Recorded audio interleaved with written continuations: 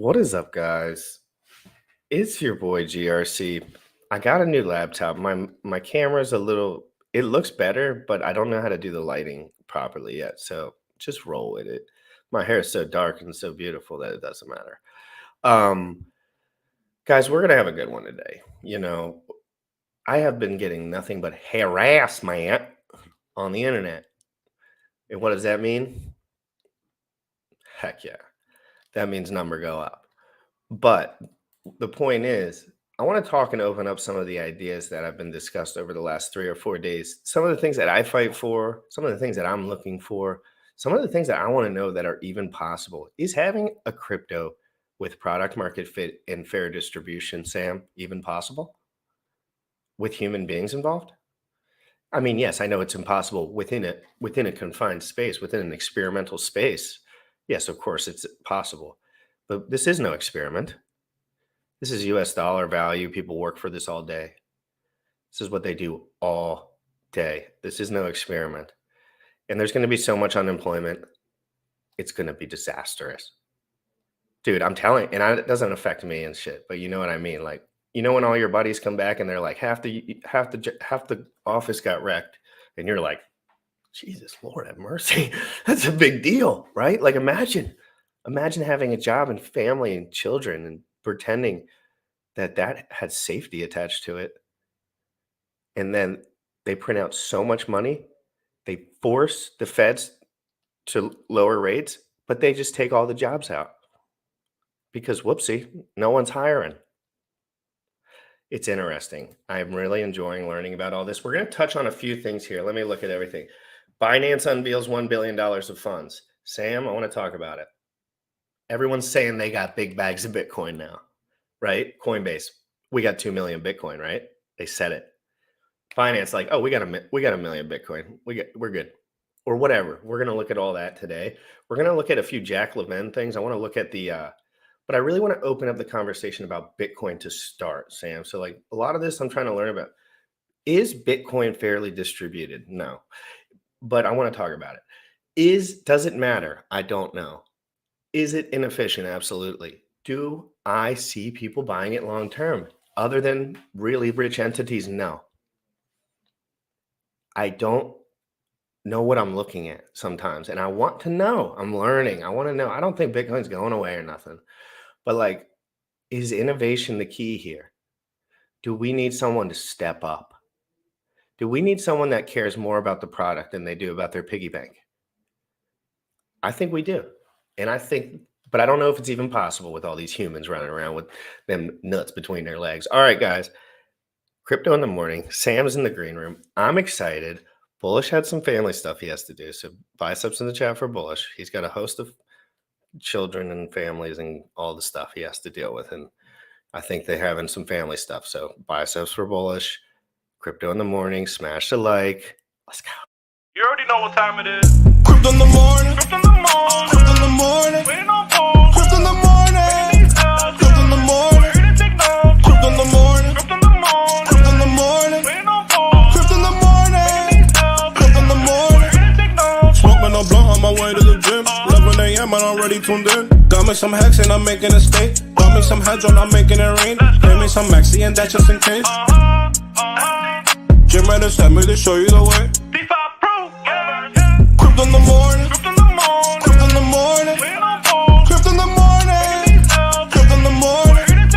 Crypto in the morning. Crypto in the morning. Crypto in the morning. Crypto in the morning. Crypto in the morning.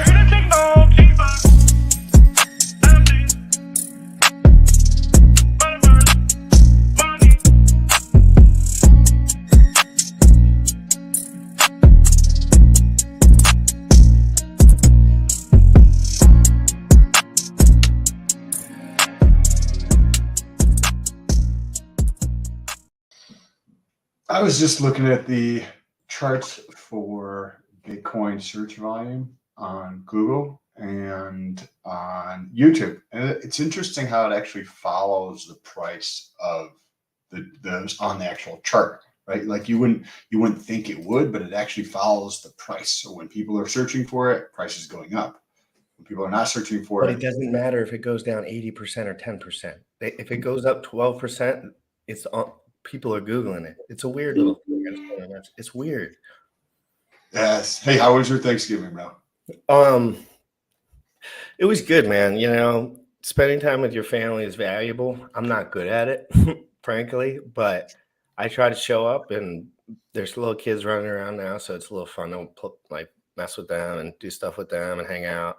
They like toys and stuff, so we all like that makes it a lot better. But it's good, man. We had food, families still getting together. You know, got to be a lot grateful for. A lot to be grateful for if you have people. Yes. What about Yes. you? You do No, anything?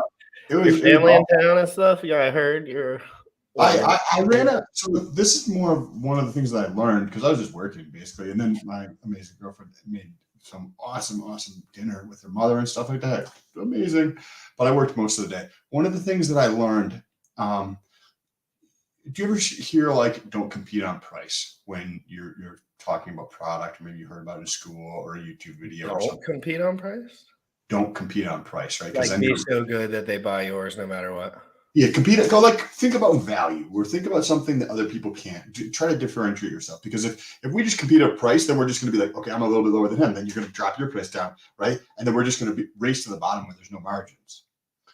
So I don't like to run sales. And one of the things that I did interestingly is that I decided to run a sale, right? And then as soon as I run the sale, I was like, oh, now I understand why sales are addictive and why it's a bad thing, or why it can be a bad thing, or how could I use this in a way, because sales definitely increased drastically from running a sale, but it's just something that is new to me. And this is what I was thinking about yesterday on my Thanksgiving, that I was thankful to be able to learn about this stuff and actually test this stuff out because I hadn't been testing it out before.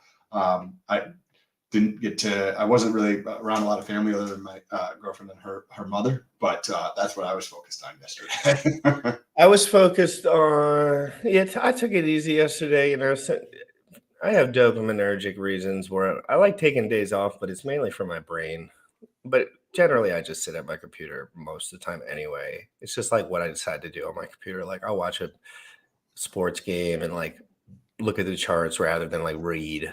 Or, you know, just try to keep my reserves a little bit lower. If I know that day is not going to be my best day anyway, sometimes I'll just take, because for me it's a lot of emotional. Like I have to be emotional. That's something I'm working on too. Like as I get older, as I get a little more mature, that it's really not about emotions as much. But I just do like to have good positive emotions, and I never had that when I was growing up, ever. And now I do, right? Like, so it's a big part of my journey is figuring out how to stay in a state where I know I can be happy and calm.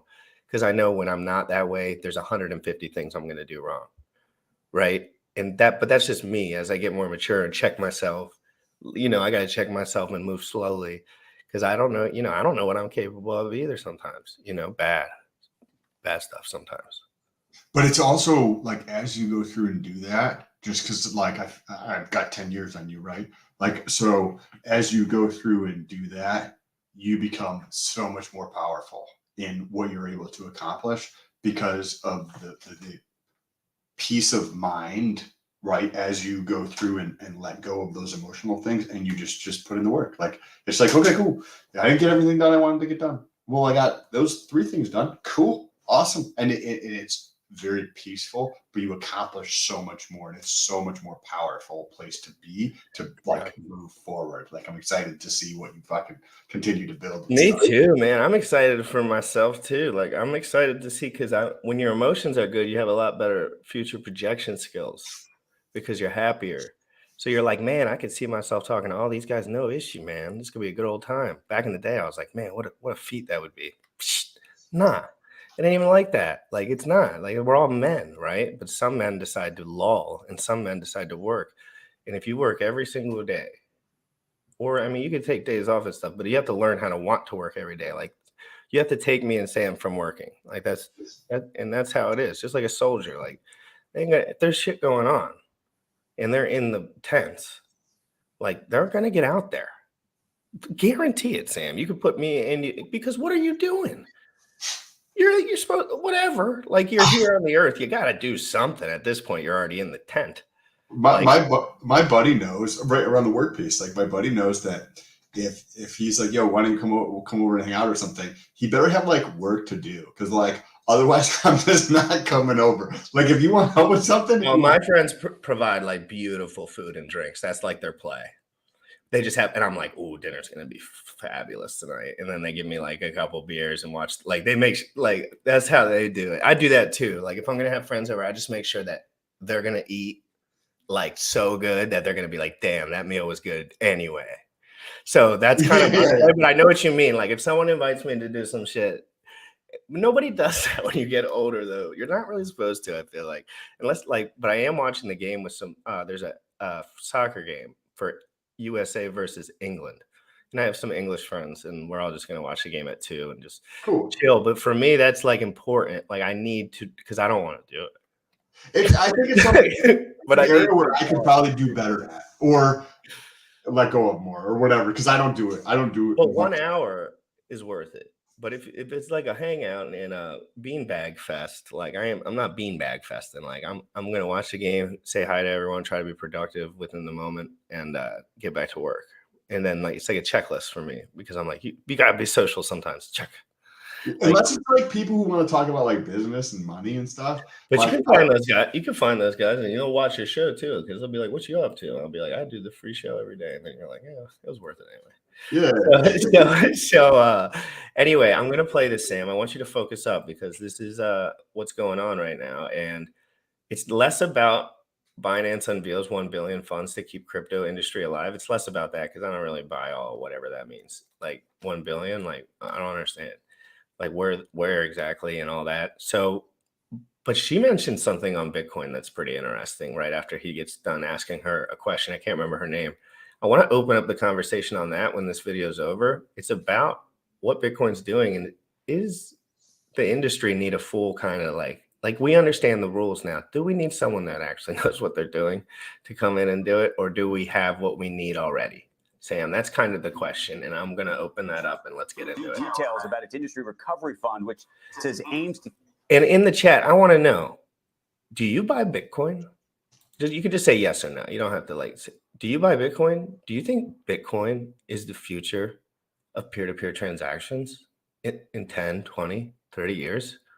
Do you think owning Bitcoin will be a part of the average human's portfolio in about a decade? I'd love it as far as like 401k and like however they kind of set all that up, like for work. I would like to know what you think. And I really want to know. And if you have I got an answer when we finish this video. Yeah, I would love Sam's answer too. Like this is what I want. I want to hear my friends and you talk about this, because I'm a 28-year-old man. I have decisions to be made about my investment portfolio. Yeah, I know some of my investments will do good in the 2 to 3 year time frame, of course. But come on, Sam, imagine if some of this stuff kicks off for 15 years from now. We're going to be able to change everything, whatever we want. That's important to me. That's my future. I know I'm going to be in a different place then, and I hope to God I'm in a good place. So let's get it. Keep the crypto sector afloat amid FTX. This morning, Binance announcing some new details about its industry recovery fund, which says aims to keep the crypto sector afloat amid FTX's collapse. In a blog post, the cryptocurrency exchange says it will devote $1 billion in initial commitments to the fund and may increase that to $2 billion should the need arise. We've been following the fallout from FTX fiasco, but our next guest says the entire crypto industry faces a reset. She says the latest collapse is only part of a larger shift away from the ideals of the whole industry were originally built on. Joining us right now, Emily Parker, the Executive Director of Global Content for CoinDesk. Emily, what do you mean by that?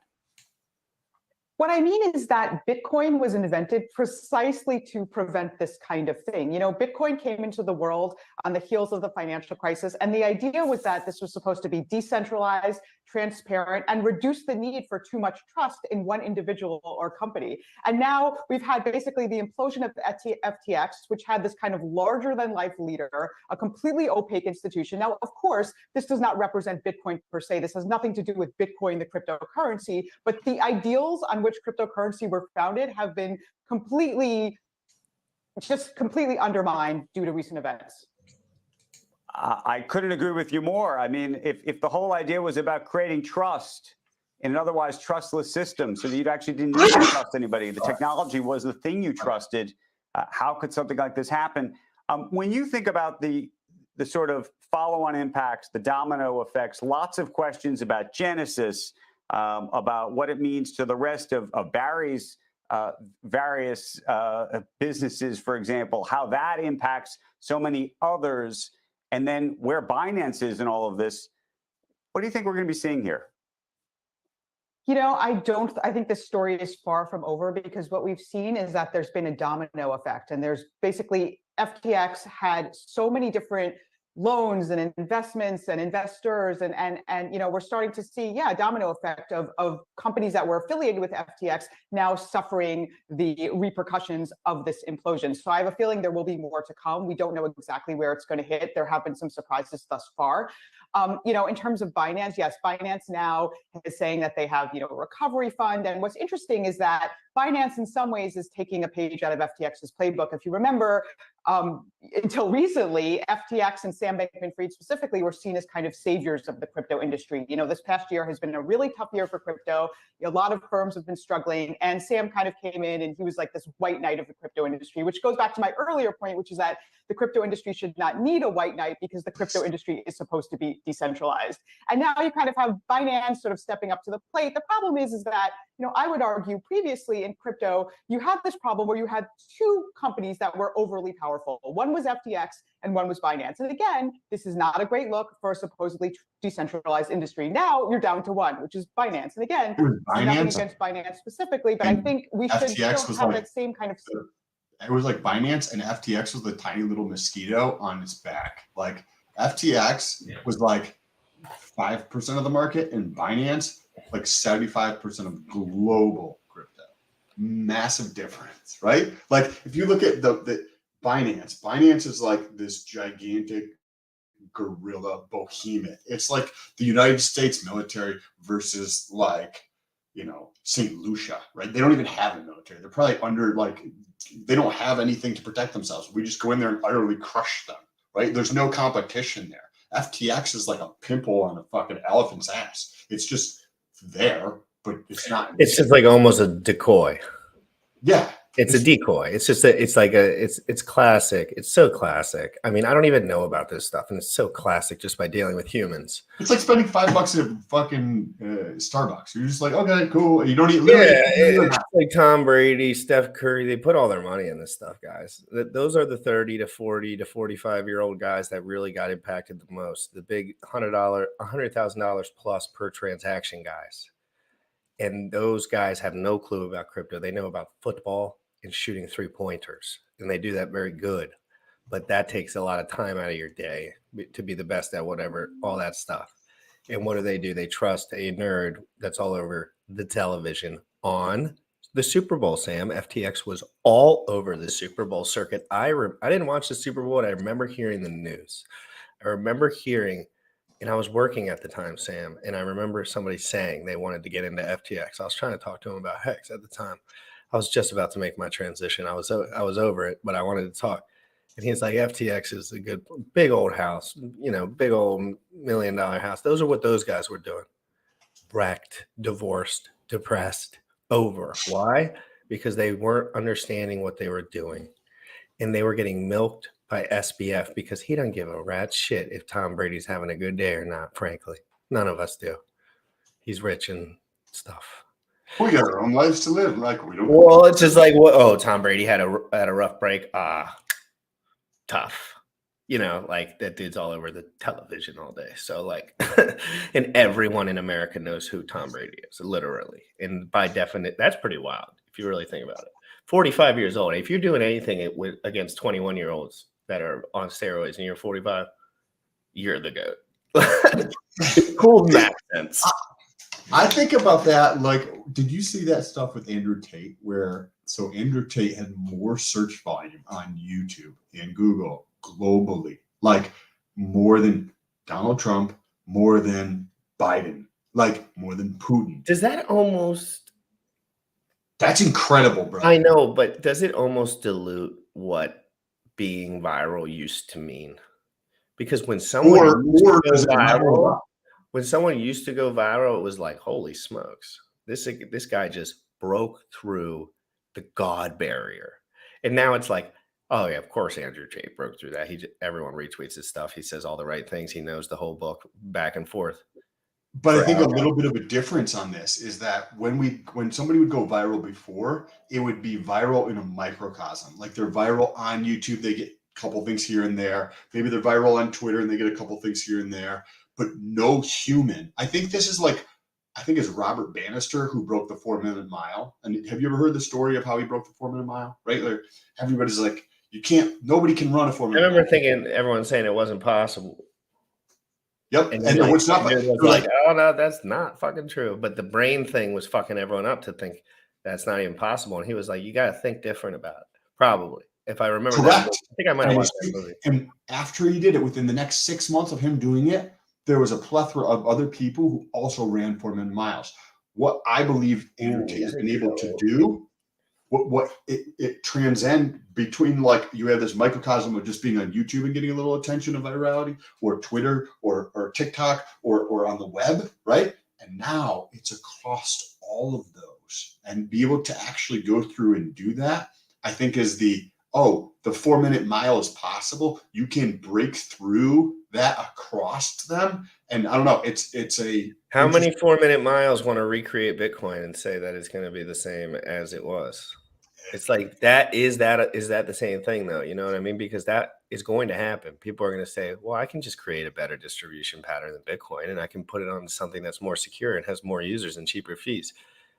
But what if 1 billion people do that? What if Donald Trump does that? What if Elon Musk does that? Because once these guys realize that it's just copy and paste and a couple devs, like, they're probably just going to be like, really? Oh, and then they're going to change the rules to make sure those guys can't do anything. No, you're right. I agree. It's easy. It's like, I've been telling Sam, I've been looking for devs for Sam all day yesterday. I was like, we got freelancers out here. Sam's got ideas. Like, that's what, and it ain't as magical and mysterious as people think. What do you think about that? So Bitcoin has the energy of the world behind it right now, right? In the sense that, like, it's not a pun, but literally there's miners all around the world, but that's not what I was getting to.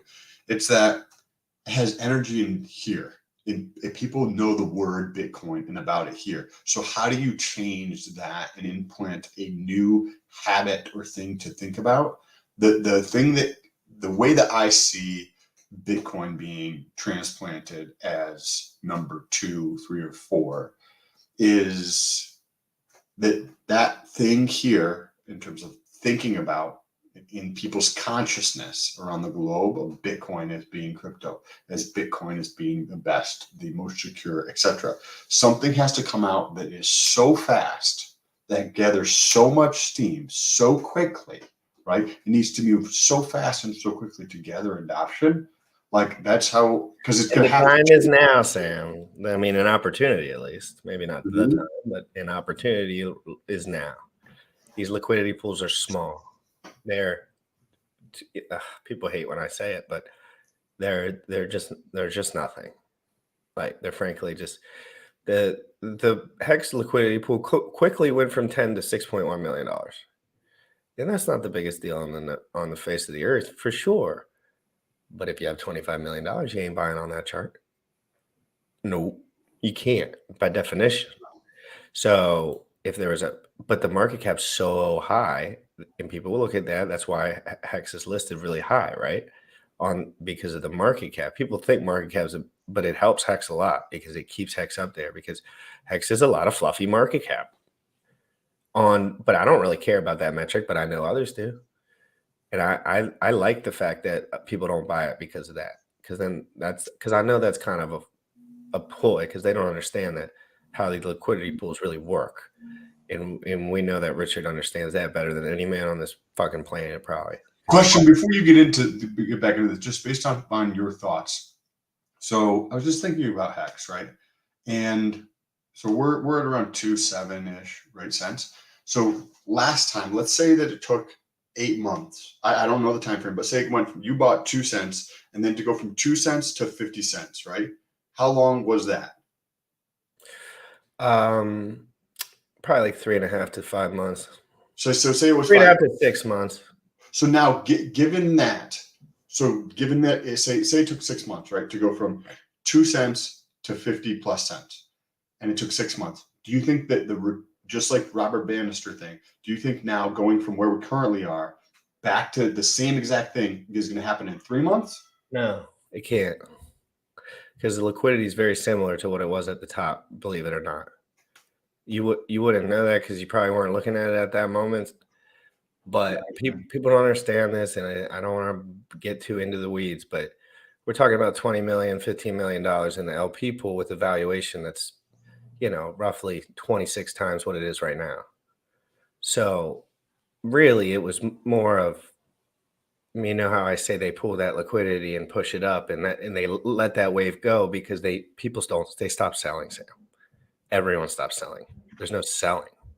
So you think the time frame to go for, so it was, I think that it was so low liquidity at some point that 56 cent kind of changed and formed Hex. But what really happened, Sam, is the Ethereum got tied to it.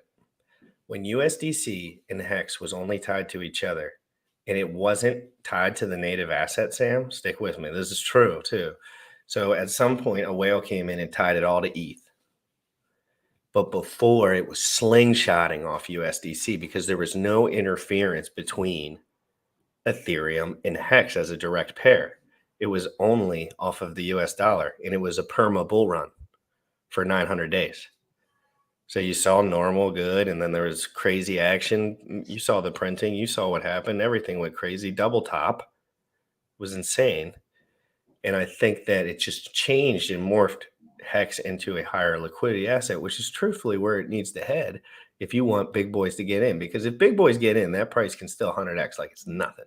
But so do you think, so because you've been paying attention, right? I've been in here for about a year, right? But you've been paying attention to crypto for a little bit longer, right? So when you go through and you think about, okay, 2 cents to 56 cents, 7 months, 2 cents, right? We're 2.7 cents. So 2.7 cents to say 60 cents, right? Slightly higher. Do you think 7 months, or do you think 12 months, or do you think a year and a half? So to go from where we're currently at to the next to that dollar point, I'll stick it to that dollar point because I think we're going to play around with that at some point. 60 cent type. And I think just like I think Bitcoin would be like easy to 160, 150K, I think Hex won't have an issue getting to $1. But that will be a big moment, like that whole psychological level, because that's when, imagine the emergency end stakes. There's not a human in this world that can extrapolate that data within their brain. Not one. But you see the time frame, though. The time frame you see extending. Too much guys with too much money, Sam. Longer. And liquidity is higher now, so it's going to slow it down. But Pulse Chain could absolutely put a wrench in this whole entire discussion and just absolutely shoot us center mass, because the FOMO's going to be God mode. The pairs, God mode. There's $1.8 billion ready to get sloshed between assets on the Pulse Chain. And we've been in a brutal bear market. No one's going to see anything like it.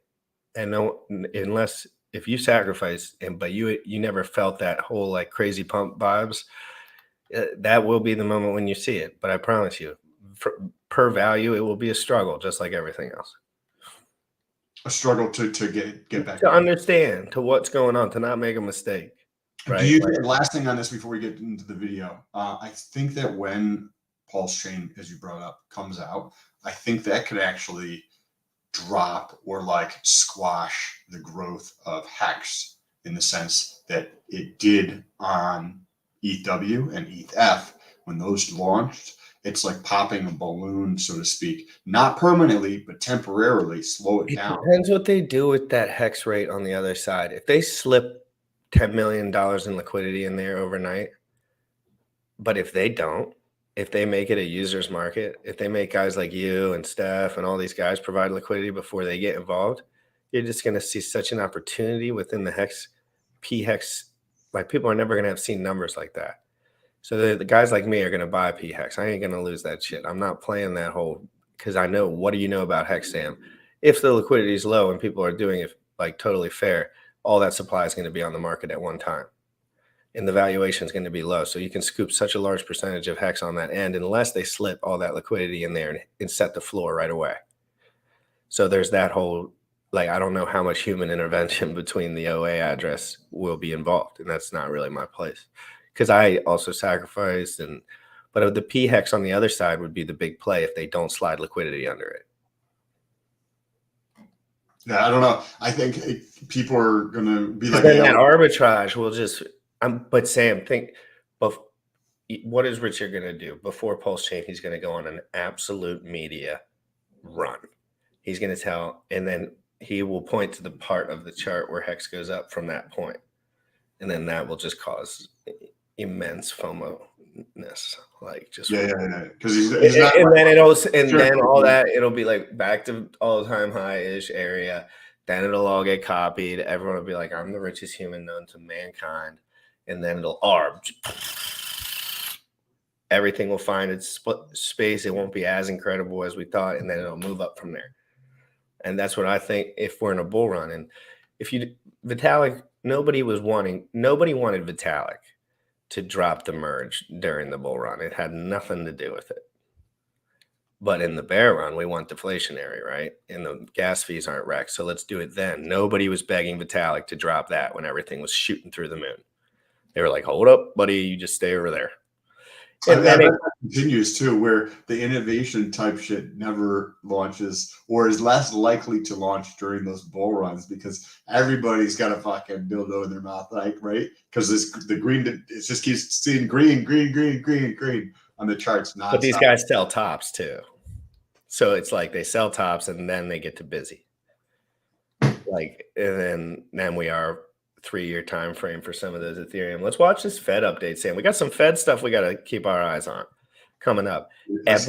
Everyone thinks rumors saying Facebook CEO may resign. They should let Elon get a hold of that one too. F all those guys.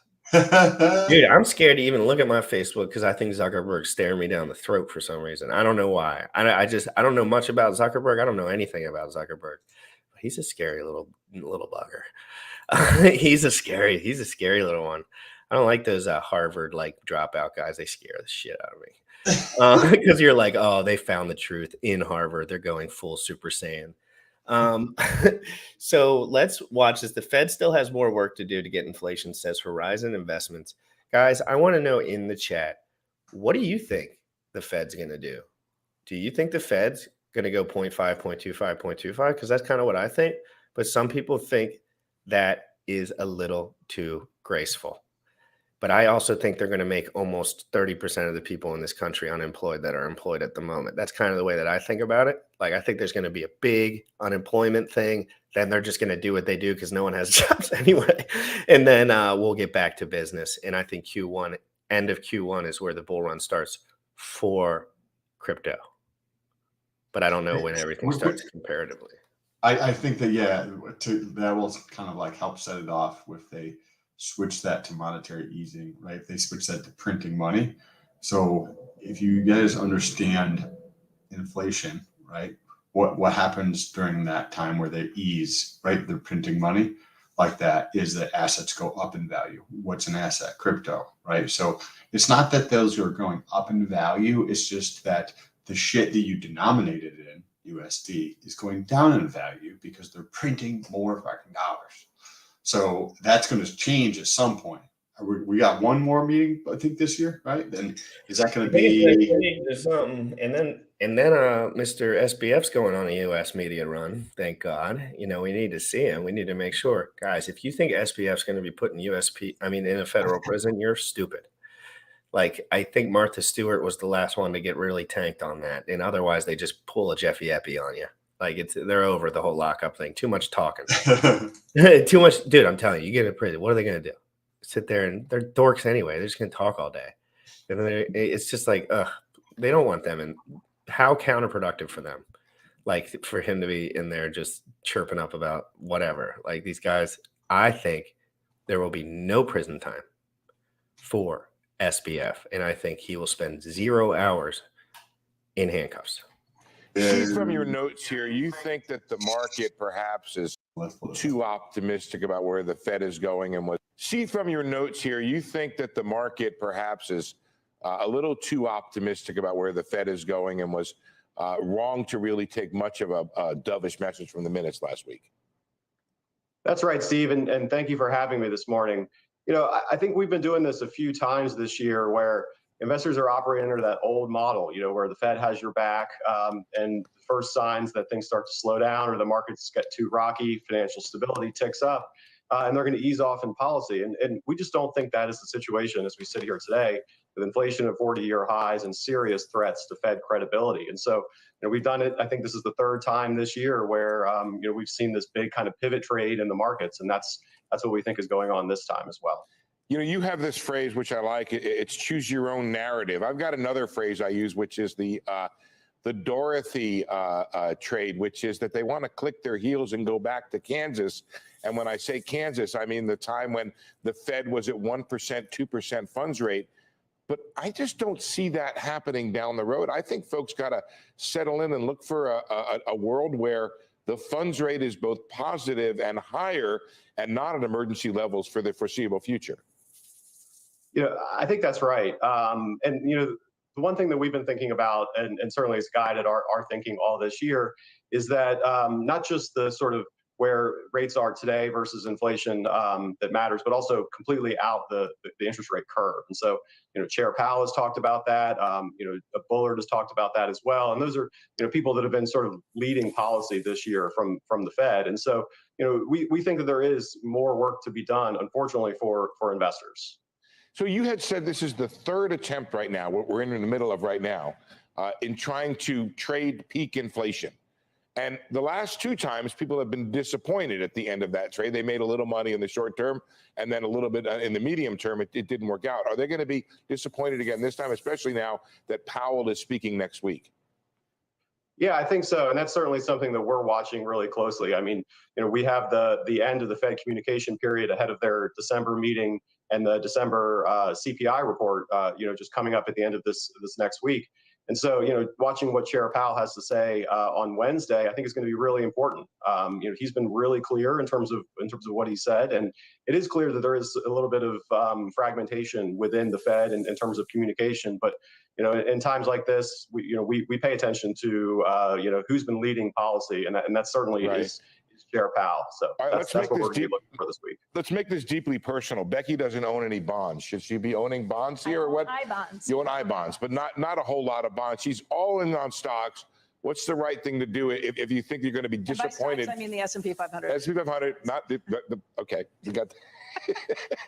What should she be doing here? Just talk to Becky. Don't talk to me. Well, Becky, I didn't know I was going to be giving you know, some opinions on this morning. But what I would say, broadly speaking, is you know, fixed income is getting to be more attractive. Certainly, as we sit here today, you do have to be a little bit cautious about, you know, near-term mark-to-markets. We just don't know how long the Fed is going to be keeping interest rates at a really elevated and restrictive levels. You know, but I think based on, you know, kind of your comments earlier and the 15% or so rally we've seen in the S&P 500, that, you know, we do think this is a great time to be kind of rethinking, you know, portfolio allocations, and especially on the equity side of things. You know, equity multiples are not inexpensive. You know, we're not even to 20-year averages, and you know, old adage in markets is they rarely stop at average. And so, you know, that's how we're thinking about things, and certainly that's kind of guiding some of the conversations we're having with our clients. Sam, you want to touch on something? The people love to hear from you in this sense. What do you think? What's going on over here? Do you have any touch on this? I know you don't frankly care all that much, but I know you know a lot of this stuff. One of the interesting things that I think is going to impact this is, so I have 3 suppliers that I use in China. So these are people that are living in China. Well, there's 2 of them that are living in China. The other one, I'm not sure if she's living in China. I assume she is, but China's going through and locking down their citizens and doing like things that their citizens don't necessarily as outspoken like as we might be about the dumb shit their government does, right? And then you put that, you're like, okay, we got that thing going on. That's going on the other side of the world. There's 1.3 billion people over there that the government over there is just trying to control. So what happens when you shut shit down?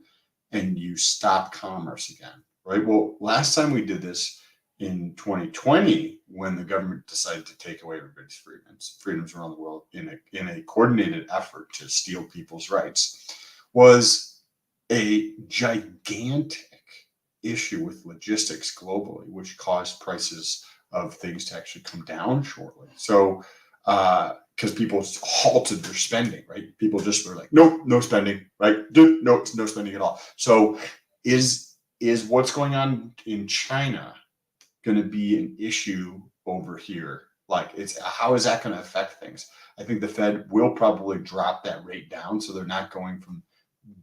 This is what I've been saying all year, right?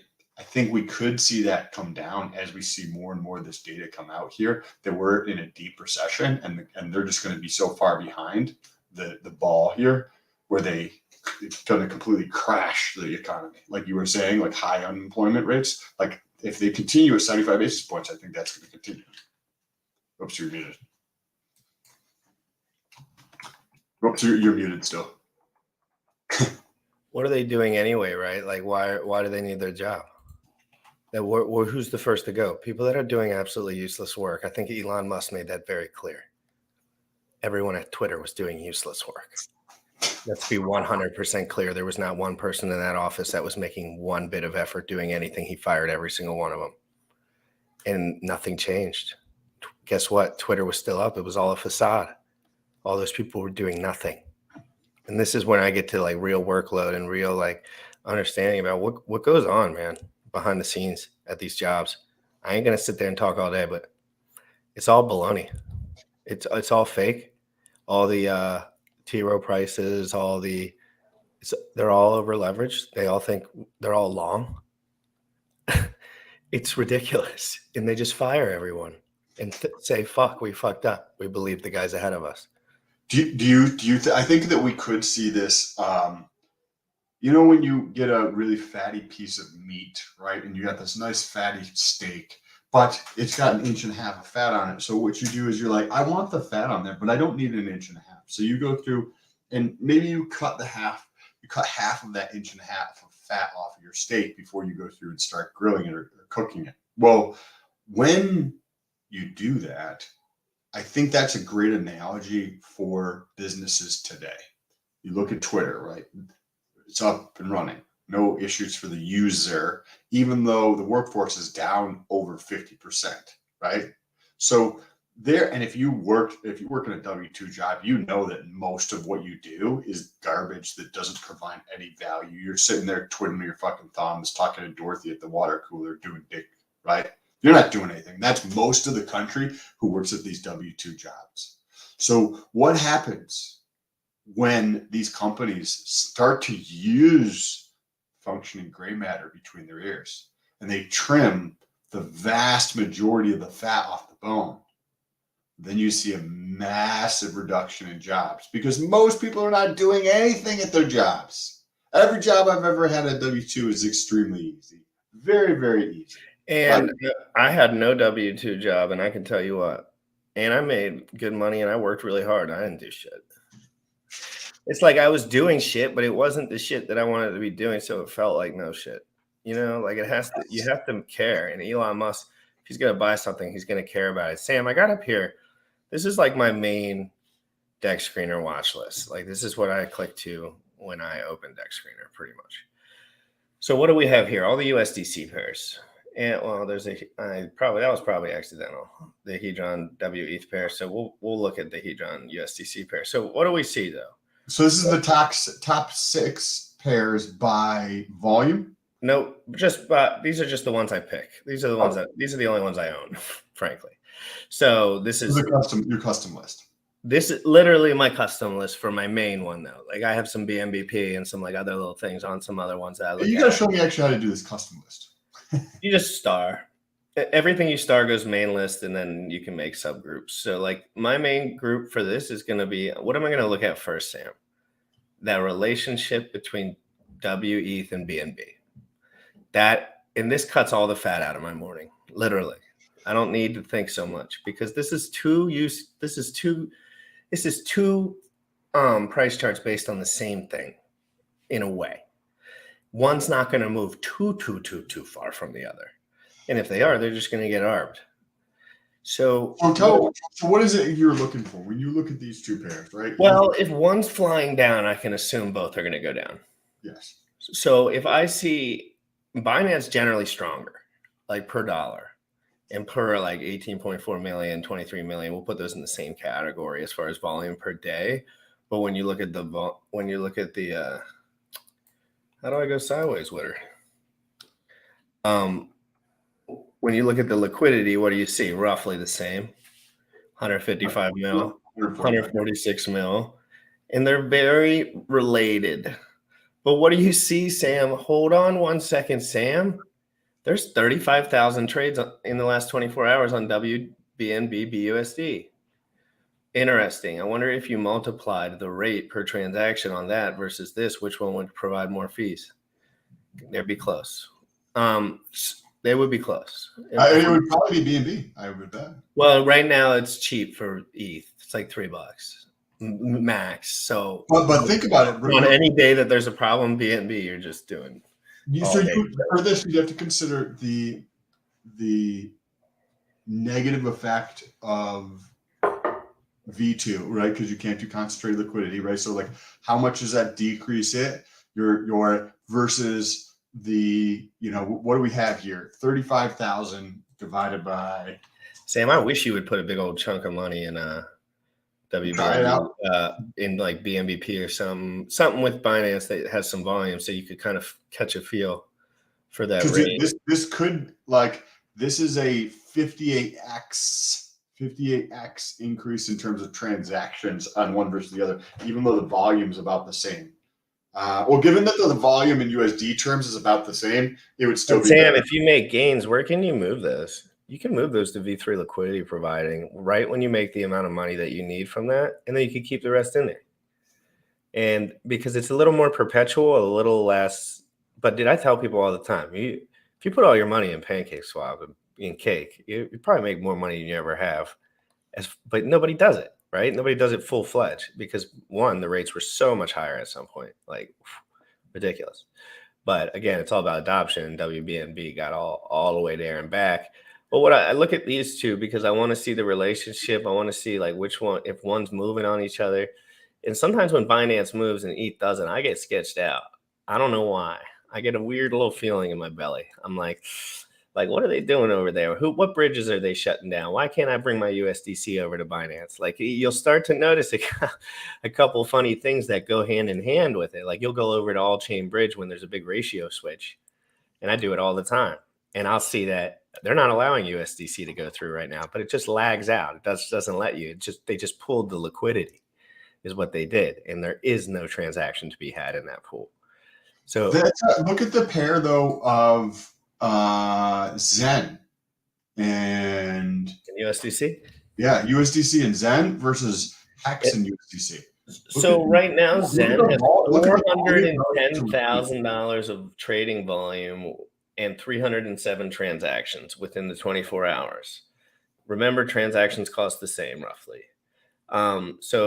And we have 214 in Hex, right? So what do you see? A little bit more money in Hex, but a good amount of money in more transactions, a little bit bullish. But you know what's very interesting, though, about this? The first thing when I'm looking at this, I'm looking at Hex USDC and Zen USDC. Cool. You see kind of similar transactions. Zen has more transactions, and Hex has more volume in terms of USD value trading back and forth. But then look at liquidity.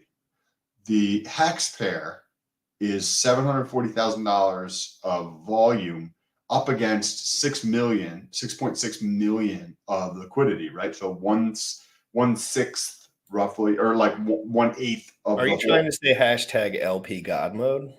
Right, but look at the LP of Zen.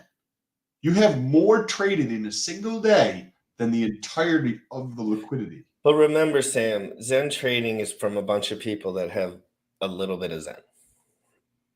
Bro, that's I know, no, but for volume, no, that's what I've been trying to tell people, dude. Like, I've been trying to catch the floor on this. That's bullish, dude. That's very bullish. It's bullish for LP too, because bro, like, I've not paid attention to I've been trying to get people to look at it because I'm like, look, there's 306 transactions. There's probably fucking 25 people in the pool that have serious money. And the floor, it depends on a couple of factors still on the floor. Between day 100 and if any NFT launches come out before that day, I'm not 100% sure about the timeline. So, but Sam, we're talking about some crazy Zen stuff that's coming up. And am I crazy for liking Zen? Should I feel stupid for researching this? Should I feel bad that I'm shilling a shit coin? I don't know why. Like this, that's a lot of volume. He's just thinking about the volume. He's Bro, like, I'm looking up now because I'm like, damn, wait, something's off here. Like I should. no one will listen to me when I scream. No, Bro, I tell everyone about this stuff, man. I tell people about 2,000 Ethereum burned in 30 days, Sam. 2,000 Ethereum burned in 30 days. Hey, that chart literally is what now is like, boom, I need to look into this far deeper. I've been trying to trigger your ass. I know you have. I agree. Poking around at it. I've been trying to see what sticks.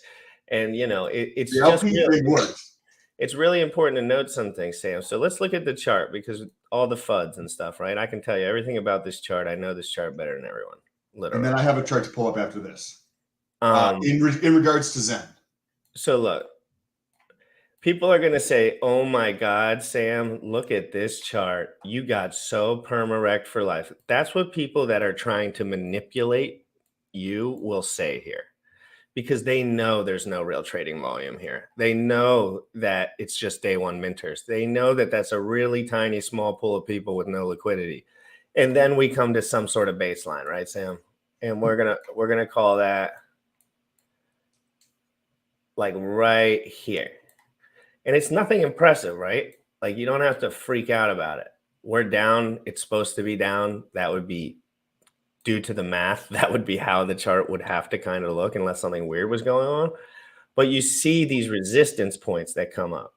Why does it go from straight down to straight sideways? Oh, no, you're not sharing your screen. I'm not? Oh, I mean, I can't see. Oh, darn it. I was doing all the sorry, can you repeat? I was fiddling and fiddling with it. Yeah. Anyway, let's just look at it real quick. So we're going to start the chart right here because you see that there's no real volume. And it's nothing impressive. It's nothing that's going to freak you out. But you find a floor, Sam, due to the US dollar. Every mint that I've had came out has been in the positive. So, right, you're getting around that ARB point. Whether you're making $1 or whatever, you're looking for the ratio. You're not looking for, everyone's like, oh, you made 12 cents, GRC. Good job. I'm like, yeah, but if you could just do some math really quick, you could do that 100 times. And it wasn't 12 cents. It was like fucking, $22 or something. You do that 12 times a day, and guess what? You made $140 off of nothing. So, and I did one Zenman this morning because I was like, I haven't done it since day one, so I'll do it again. And then guess what? The days are similar to the action that was at the end of the day one. So you're going to see some resistance. You're going to see some pump. You're going to see some major volatility. But Sam, I don't see another crazy leg down. I just see these little pockets forming right here. And then it'll pocket again, or maybe we'll go lower. I don't know. But come on, bro. I don't have to be a genius. Like, this shit went up to fucking, it did like a 600% or something even crazier than that. I don't even remember. And then everyone was like freaking out about it. And now it just looks like a classic early chart to me, Sam. Looks like Hedron, looks like everything right off the jump, except nobody's slipping liquidity in here and playing with everyone. It's just a bunch of users. So it's dangerous, Sam. It's a dangerous price chart. And bro, the liquidity has more liquidity than Hedron and Icosa combined, and it has half of the lifespan. Well, no, I think it still has less liquidity than on the USDC pair, at least. On the USDC, I just had them up next to each other. I thought they were here. I can just go back one. Look. All right, let's look liquidity. Oh, Hex, and then Zen, and then Icosa, and then Hedron. So Zen has more than Icosa. Oh, I got the wrong pair up. That's why. No, you're still right. Oh, okay. No, because there's a Hedron USDC pair. I usually click. Oh, never mind. The Hedron USDC pair has. Oh no, it has 1.6 million. There we go. That's the one I'm supposed to click. Okay, that's what I was thinking. Okay. Okay. Yeah. So I'll go. So you click right here, Sam, main list, and then it'll Okay. pop up over here on your watch list. And then you pull that up, and then when you click watch list, it just pops right here. Okay, that's good. Thank you. I appreciate that because I didn't know how to do Yeah, that. that'll save you many minutes, Bro, because I'll look shit up and then you have to click on You'll thumbs. never change. Your ADD will just fix. Like this shit fixed my shit. So Dude. now I just pop it up and What you just showed me with this chart here so like when you see these numbers and you look at liquidity and you see that Hex has $750,000 of liquidity up against 6.6 million. Look at ETH, right? ETH has which one? Okay, ETH has 22.8 million up against 156 million in liquidity for ETH. Right. So what is the common theme across these? We have Hedron, right? Hedron 148 up against 155. We have Lycosa 81 up against 212. We have Hedron USDC 141 up against 1.6. What is the only anomaly here? The only one that sticks out is Zen has more trading volume than the entire. Don't forget this big old bugger right here. It kind of sticks out with the 35,000 transactions in 24 hours. My God. No, but look, but the thing from what LP, it's the liquidity versus. I know. I totally. As far as growth is concerned, there's nothing that holds anything. and this is exciting to me. This is what literally is like. Right. Okay, now I'm like going to be checking this out, potentially setting something up like because of this chart. So I want to show you something else here because I appreciate you always bring this the stuff up. Okay, so what is this? This is. We've got Etherscan, right? And you go to Etherscan and you can put in Zen, right? So you can just type in Zen up here and then you could click on Zen and then it comes up here, right? And then it tells you some data about the coin, right? You're like, blah, blah, blah, blah, a fuckload of coins, right? In terms of here. But what's interesting to take a look at is this number here. Why is this interesting? Go say hi to Pacific real quick, and then I'll get into this. Well, you can answer this question because it's directly related to what you're doing at this moment. He says, I am missing something here. Are you using these numbers to look good for Zen or bad for Zen? Sam's basically saying that the liquidity and the transaction volume is explosive comparatively to some of the other things on the chart. All the other things. Which gets him excited because he sees that liquidity and that volume ratio. And he just sees money printer go because he knows that those pools are very new. And that's what Sam's getting excited about. That's why I try to get him stimulated with those numbers because that's what's important. It's important. And people hate me for saying it all the time too. They think I'm a fucking pleb for talking about liquidity all the time, which is kind of true. But I'm learning this stuff, so I kind of got to go ground up with it. But there's so Pacific. Yes, it is very bullish. If you look at what GRC had up there a moment ago, all of the pairs that he had up there, every single one of them, and you look at the ratio. Well, understand liquidity, right? Liquidity is a gigantic innovation in crypto that has never, ever happened in the history of the world to give everybody access to a market. Remember, having access to the market and controlling the market is something that people have always done. One example, right? If you are black, you're not allowed to vote, right? Back in the day here in the United States, right? Other examples here in the United States, something called an accredited investor. The rules have changed recently over the last couple of years, but still it is cumbersome process. Accredited investor is basically a tax on people who don't have money because you don't get the same opportunity set that everybody else has. Anytime you are limited from the marketplace, that is removing opportunities from you. And when people, this is why liquidity is so important.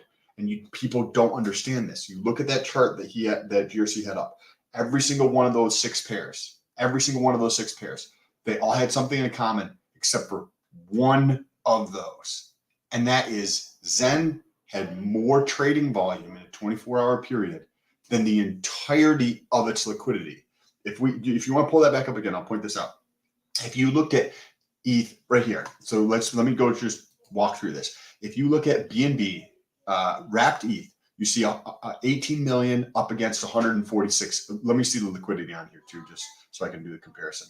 So zoom back up. That's just a smidge. Oh, there we go. Okay, so the volume on here, which is right in the middle of the chart, if you guys don't see this, is this 18 million of BNB up against, on the far right-hand side, 147 of liquidity. So what does that mean?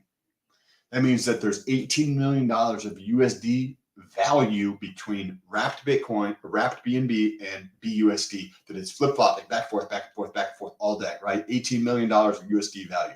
You're like, that's a lot, right? But it's up against 147 million, right? So that means you earn fees on that. Now, if we look at the ratio between wrapped ETH and USDC, again, we have 22.6 million up against 156. Then let's move on to Hex, right, which is the fourth one down. 740,000 of USD value flip-flopping back and forth in a 24-hour period up against 6.6 million in liquidity. Every single pair on here, there's less volume than the entirety of the liquidity. And somebody who's not paying attention to liquidity is not going to see this. Does this make sense why Richard Hart blocked me? Could be. This is fucking. This probably pisses him off more than anything I say, at least. This freaking chart right here, because what do we know about Richard? He hates pairs that are competing against his, and let's be frank, there hasn't been many. And Sam, I want Sam to do videos on some of the negative externalities of both and the positive of both. No, seriously, Sam. No, dude, think about this. I'm just doing the math over here. I can think about this for a second. You have Hex that has been out for 3 years nearly, right? Coming up in a month. 3 years this token's been out. And you have 6.6 million of liquidity, right? Zen, been out for 30 days. 30 days. And Hex has 27x more liquidity, which means the price is going to be moved slower, right? So you have 27x and more. It has denser ETH. It has a denser ETH pair too. So what if you're like, if you understand the liquidity of this, and people are like, okay, wait, 27x less liquidity, and if I just asked you this question, and I told you, pair A has 6.6 million of liquidity, pair B has $250,000 of liquidity. What do you think is going to have a shitload more volume than the other? The one that has 6.6 million. And yet, when you look at this, it's less than a double. So on one side, it's got 27x more, and on this side, it only has 2x more. Like, I think it's fair to say that in Ethereum, I mean, the liquidity in Hex hasn't grown. It's only gone down for 500 days straight. So, the newness of things can pop them off too. So, like, I don't know what Hex's volume was like in the beginning and the liquidity, but I'm guessing it was very low. Do you know what Hex's holders are? Do you know what depends which metric you're looking at? Like, I know like the stakers and then the independent stakers versus the ones with more wallets, because I think that's separate. So you would have to go to Hex. Can you guys drop the link in the chat that gives you all those Hex stats right off the jump? So drop that link in the chat. Yeah, Sam's mic is on. Sounded good to me. Hey, yo, Jack, what's up, bro? You coming on, bro? Are you picking on our boys, bro? Hold on a second. Let me see. Jack, you get your butt in here right now. I got Sam excited about Zen liquidity, Sam. Hey, is this any better, guys? Let me know. Oh my God. That sounds amazing.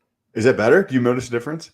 Yes, an extreme difference. I just couldn't tell. I guess I couldn't tell the difference off the jump. Hey, Jack, thanks for the heads up on that. Okay. So one of the things here, right? So this is what I'm excited about, right? What drives up price? The number of people in it, the demand for the thing.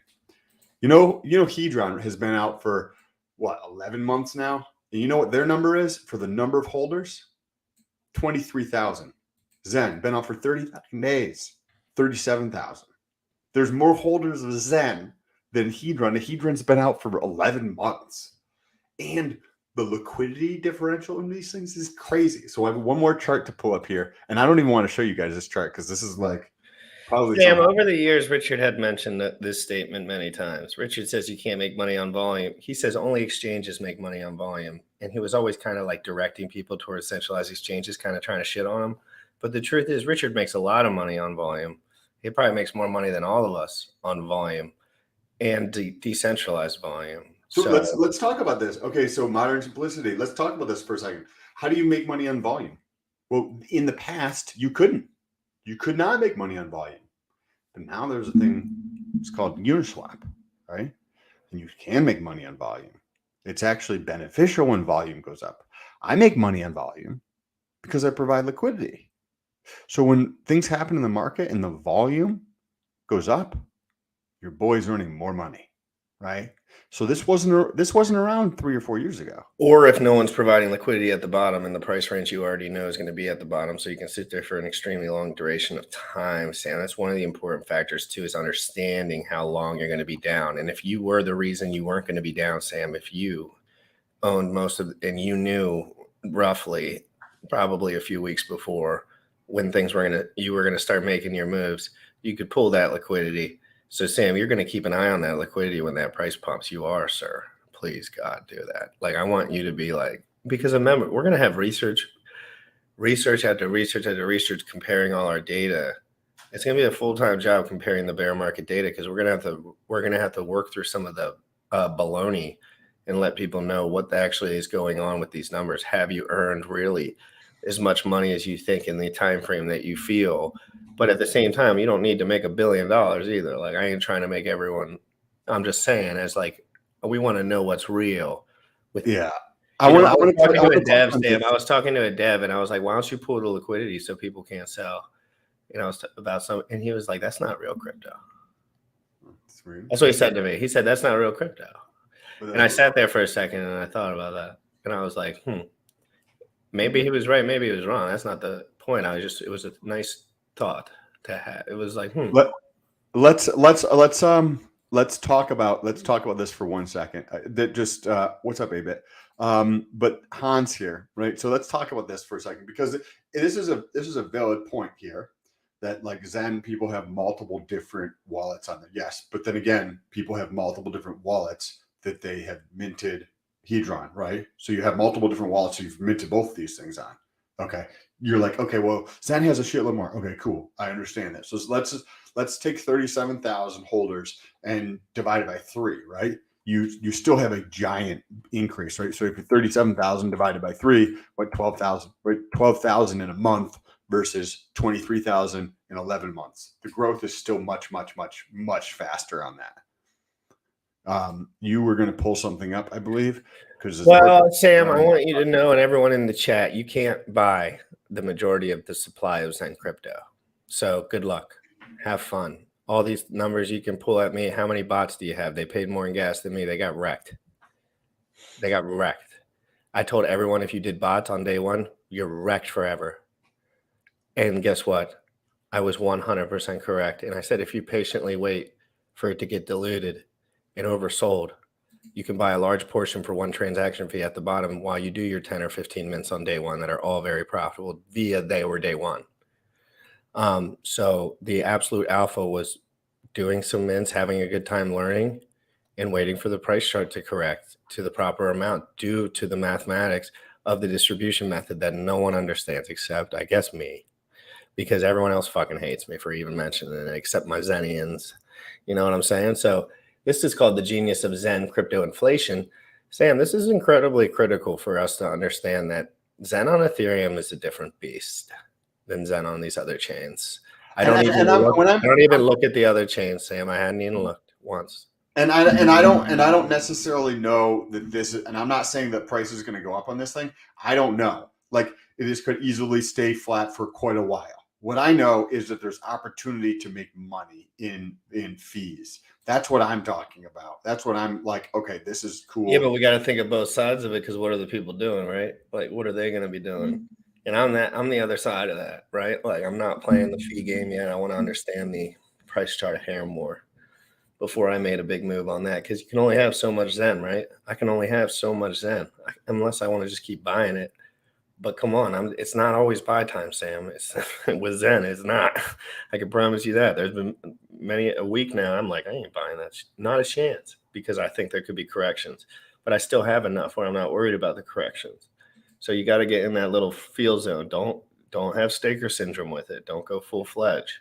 Don't go, I'm going to put every dollar into one thing and then just stake it all. And then, but Sam, I brought up that metric to him. I messaged him about maybe making it in the future when some of these dollar valuations are much higher, maybe taking a portion out, but still having that claim stake function like you mentioned. I don't remember. You might not remember mentioning it, but you were like, and then I thought in my head, it's going to be a lot of money in 426 days. Probably, I would like to have 20% of that, but still a claim. What did he say? He did. I just like noted it to him rather than like look for a response. Because that could, right? Think about that. If say that number, if you spent $7 and now that is 100x that, right? So you went from $7 to $70 to $700, not necessarily a ton of money, but this is like in today's market. Now assume that it's a bull run, right? And that's you know what I mean, a substantial amount of money to somebody. It would be great if you didn't have to touch that and cause any tax events, and you could pull 3% from it or 5% from it. I like that idea a lot, because you have to pay the taxes on the 3 or 5% you pull, but the rest of it you could just, okay, let me stake this out for another period of time, or split it and do a staking ladder off of that, right? That would be cool. Hey Sam, do you know, and you know this, I'm just going to frame it like a question. Do you know that all your losses, all your gas fees, everything that you sink and lose into crypto, you could potentially write off on your taxes? And if you're having a rough time in crypto, it can actually be the one thing that saves you from trouble coming tax time. Because I know some of you guys claim all your stuff, very, very clinical with it. I know some of these guys, they're type A with that kind of stuff. But don't forget about your losses. You know what I mean? Like if you have losses, if you spent as much gas fees as I did on Ethereum this year, I count that as a loss, baby. Where'd that go? That was wrecked, gone. So, hey, I didn't even know about gas fees when I first started, Sam. I spent thousands a week on like the days where I was like trying to get involved and figure out what was going on. It was incredibly horrible, but now I have so much insight on the gas fee structure. I cannot wait for gas to get wrecked again, because I'm going to be so prepped. I'm going to be so prepped and ready. It's going to be all every bridge I can possibly imagine. I'll find out every freaking fee for all of them, and I will do the math and I will figure it out, because that time is tricky, Sam. That's when it's tricky. It's like you want to spend $500 on a fee. That was a lot just in the bear market a few months ago. Don't forget, and then you look at Hedron, you're like, damn, that thing fucking did 20x. I spent $500 on a fee. The fuck, you know, like it happens. And then Sam, when these stakes come out, you don't know what the gas fee is going to be like in 200 to 2,000 days. No one does. No one knows where the market's going to be at. But I can promise you, if we're in a bull run, hold on to your panties, because no one's selling, Sam. It's not all psychology. It gets flooded. No one can sell, Sam. No one can sell. Literally, there was 1,200 new stakers in Hex per day when I was buying Hex. Wow. I swear to God, Sam. I swear to God, there was 1,200 new stakers per day. It was like 900 to 1,200 a day. Wow. And that was for months and months on end, like 3 or 4 months on end. That's a lot. That's a lot. It was crazy. I didn't even understand the numbers. I was like, I'm like Richard Hart. He was like, what the fuck? This guy's got it going on. It was the bull run on steroids plus product market fit. But Sam, other people come out with other things in the future, and some people will just ignore all of them. But I don't think you will. So let's watch this 3-minute and 33-second video about Zen's inflation. And then I got to jump. And then he's gonna jump, and I might do a stream in like just a minute to cover some Twitter space stuff. But so just watch this video. Pay attention closely, Sam. I need you to get locked in on this Ethereum Zen so we can figure out some of these bullish metrics. Because Sam, I tell you what, remember before day 100, even Jack doesn't think this is true, but before day 100, there's going to be some sort of pinch in the supply, and it might be with a little pat on the ass from Zen FTs as well, which could just be Sam FOMO pants. Okay, so let's listen to my man Jack talk about the genius of Zen crypto inflation. And one of the things I think I like Jack the most about is his math prowess, because I really do think it's less about a lot of things and it's more about math. Because I think the DeFi part is like Vitalik. We all can watch Vitalik's updates, fam. And understanding that this is all coming down to knowing that, and understanding that this is all coming down to, you know, the faucet will be turned off and there will be a little drip of Zen tokens after the 8-year period.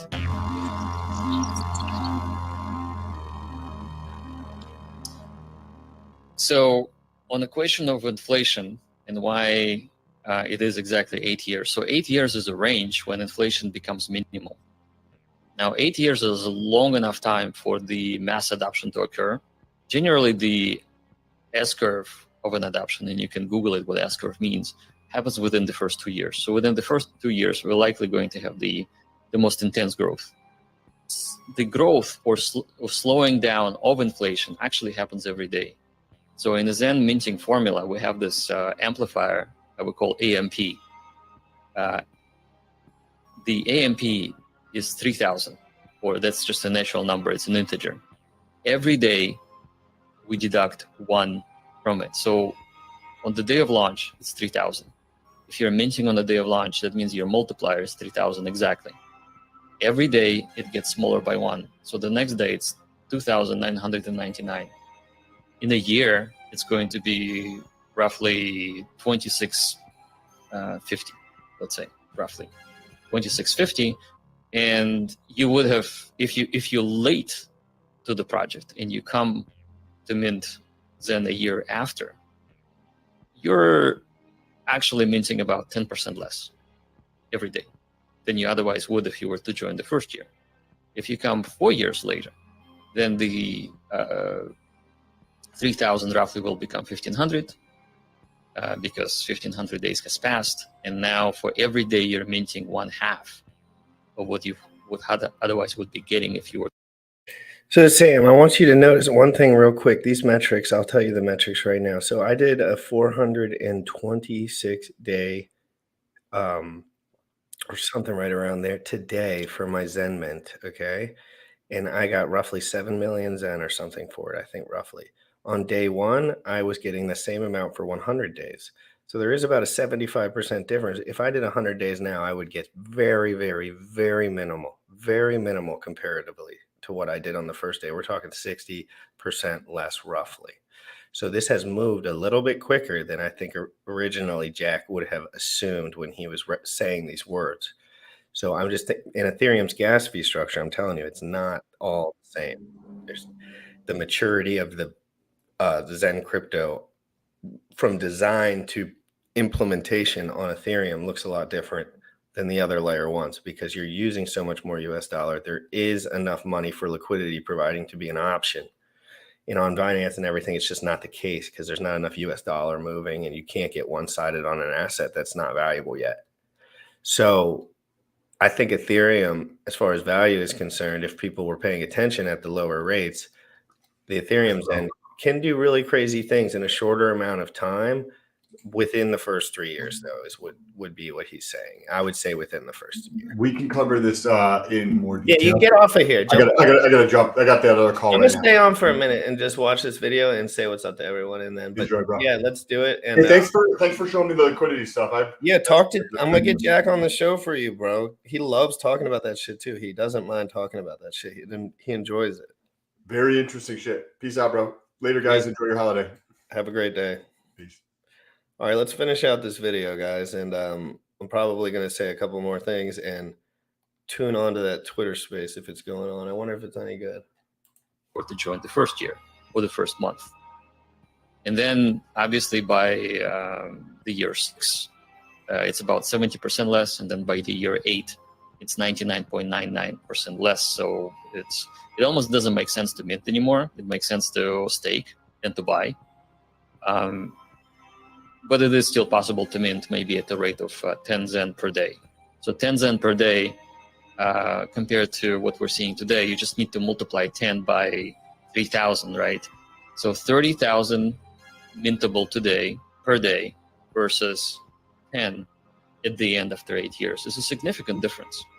And so knowing that and understanding that this is all coming down to, you know, the faucet will be turned off and there will be a little drip of Zen tokens after the 8-year period, will actually likely will have the game theory aspects of, and the way that the hexagons would say it, pumpamentals to jump into the protocol to mint, or simply just to buy it and lock in the ability to buy it at low prices. Out and showed how a lot of this was being used incorrectly from us. So that is like, as like someone, you know, is more on like the cypherpunk side of like crypto and Web3, I think that Very, is very that interesting, regulators guys. will What do try you to guys push think in someone the to bad chat? How is actors. everyone And I doing? don't We're think doing we a should little solo compromise GRC the time. privacy of, We're going you to know, listen to some entire Twitter nations, spaces. We're going to just because these comment on bad some actors. dorks. Hopefully they're saying something.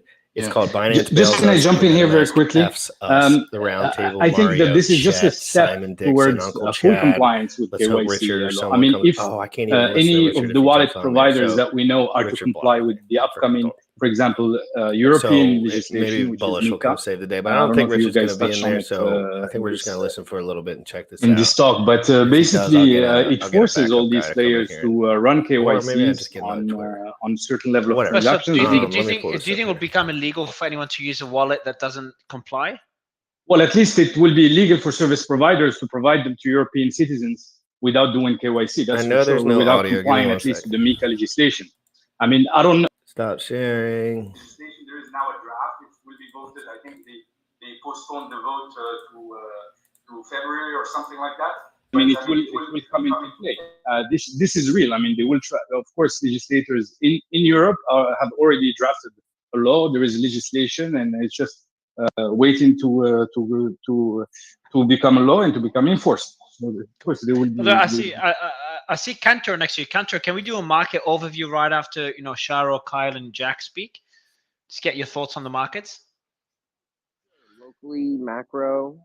Yeah, locally. Let's not do a macro one today. So I'll give the mic to Jack, Sharo, and Kyle first. Go ahead, guys. Yeah, you bet. Actually, you may want to circle back to me. So I wanted to talk about Binance and a couple of their stuff. But yeah, we'll do that. We'll do that. MetaMask stuff. Yeah, we'll do that after the market overview. Kyle, Sharo. Yeah, Sure. I just wanna. Sorry, go ahead. Go ahead. I'm just transferring from my office to my room, so just go ahead. Yeah, no worries. So I'm just coming from a cybersecurity and technical background, and just wanna add some light on changing the IP or VPN is not enough, because they have all the data already. So device ID is already there. They can easily track the use of your device, basically. So in order to protect your privacy, I really encourage and highly encourage to run your own node. I know it's technically maybe no one's gonna do that, bro. I'll explain. I'll explain to do that. No, it's not as hard as he easy. There is thinks. some services that does that, and I don't want to name that here. But basically, there is some RPC that you can run it on your own. For example, for Matic, for whatsoever. But why? But Sharo, hold on. Are you saying if someone uses VPN, it's not sufficient? No, it's not sufficient at all, because you have first of all, when you see the data on the back end, right? They have some big data analytics, so they can really easily track your cookies. They can easily track your correlation between your device ID, between your real IP, and there is always DNS leak on these type of platforms. So all people think that, okay, if listen, man, can I ask you a separate question? Because you're going down a path that's actually fascinating. When we had the whole Hunter Biden thing, my team didn't even want to speak to me on WhatsApp. And I'm calling them all idiots. And I'm like, guys, no, WhatsApp is end-to-end encrypted. So WhatsApp, it's end-to-end encrypted, so no one can be able to. They were starting they all started using Signal instead of WhatsApp. I'm like, guys, you're overdoing it. No, end-to-end encryption. You cannot easily bypass that. This is an encryption that Signal already has. So that's why, and I'm not just defending WhatsApp, but we have tested it specifically to see if there is any leak of data that could happen on the back end. But end-to-end encryption is. And are people? And I have a question for you in chat. Are people overdoing it? Because I like chat. I know your perspective. I'll let Sharo go first, and I'll get chat afterwards because I know your perspective. Chat. So Sharo, I'll let you go first. Are people overdoing it when they start talking about, for the government, let's say U.S. government, to start getting data of a phone call? There's a lot of legal hoops to jump through before they do so. That's at least my assumption. Am I just too naive? Do you have any idea? Can you repeat the question, please, Mario? So let's say they want to access a call between two people, okay? Because for security purposes, or for whatever purposes, for intelligence purposes. Does the U.S. government need to go through a few legal hoops before being able to access that phone call, or it's actually a lot easier than that? So I'm not. Yeah, that's a good question. So call to call, it's not really or robust as you are sending a messages. So this can be easily accessible, if not, because the network that you are calling from is it's owned by them, so they can easily throw some proxy in there to be able to listen to every single call you do. That's why people would like to go to, I'm not going to say decentralized entity, but then an application that is not run by the government, basically. But yes, calls can easily be intercepted. Chet, do you have any thoughts on this? You and Busy? I'm just really curious about it because it was a big deal for everyone in my company last week. You guys all busted my balls about it. So I would say it goes beyond the concept of just the United States. I won't comment too much on the fact of how the United States functions on its use of targeting, just due to the fact that exposes national security risks. However, what I can comment on is what's out there publicly, and the best thing that I can point to is the Pegasus spyware that was created by the NSO group. That Pegasus spyware was handed out to a myriad of governments. I believe even the United Arab Emirates got access to that software as well. And that software means you can go directly onto a phone without any ability of clicking anything. It's called a zero-click exploit. It's able to get directly into your SIM card, basically have full access to your phone. And it really doesn't matter if you've done end-to-end encryption at that point, because now one of the ends is hacked. So that's the key thing to keep in mind on anything like that, is there are access out there from things like Pegasus for multiple different governments that now have access to this software to spy on their own citizens. So hold on. So you're saying that so through Pegasus, the government can actually just access any phone, multiple anytime? governments. We're talking dozens No, of governments. just technically stating, yeah, I'm with you, Chet, but technically it's possible, of course, because anyone who run Apple can be able to break Apple. Anyone who run WhatsApp can break the WhatsApp. I'm saying technically everything is hackable. That's the terminology of what we really, from an IT perspective, we already know that. And every day there is 0-day vulnerability, and they have to patch, and they have to do all the things to make.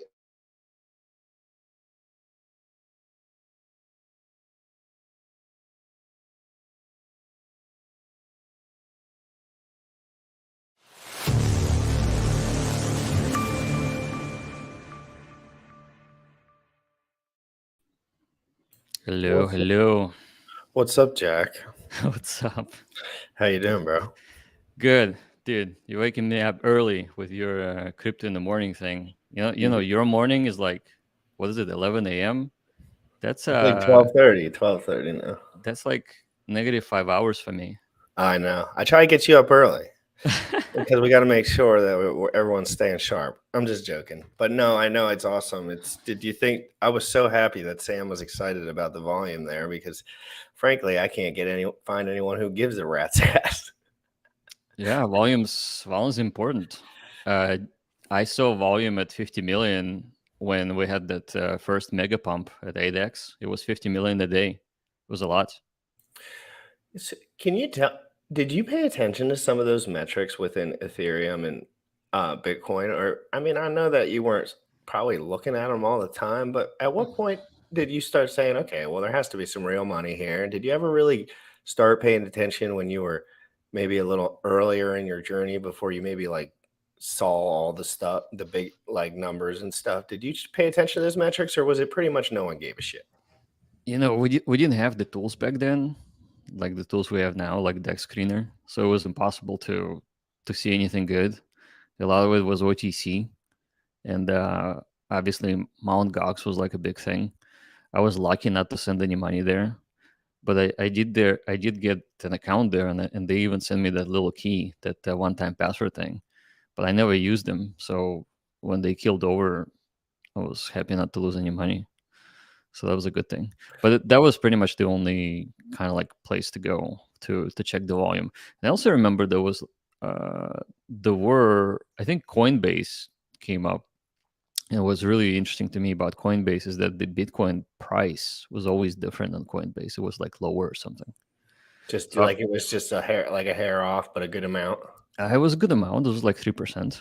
So Kind of like when you see some of these pairs for Zen now. Like you could get 5%, 10% on a pair if you're really paying attention, but I would say generally most people wouldn't pay attention to that. yeah, probably not. That's just my brain, but I see it. If I purchase something, I'm gonna get the best deal I can. Like that's kind of how I am. Like if I have something to swap into that's at a way better rate and the gas fee is similar, like I'm probably gonna do that. Just because that's just like I like to think it like negates the gas fees in a way. But now I'm learning how to write off all my losses, so I'm becoming more comfortable with that portion of it too. Nice. Because the gas fees add up. Yeah, they do. Over the years. Like it really does. It's crazy. I spent more on gas fees in 3 days than I have the whole entirety of the journey, but it's still quite a bit of money. You know what I mean? It's crazy. How was your Thanksgiving? Dude, it was pretty good, man. The kids were running around. I'm not too good at interacting with the families and people, but I just try to show up and be happy and goofy and just watch some football with the family. But it's good, man. You know, people got a lot to be thankful for, of course. What about you?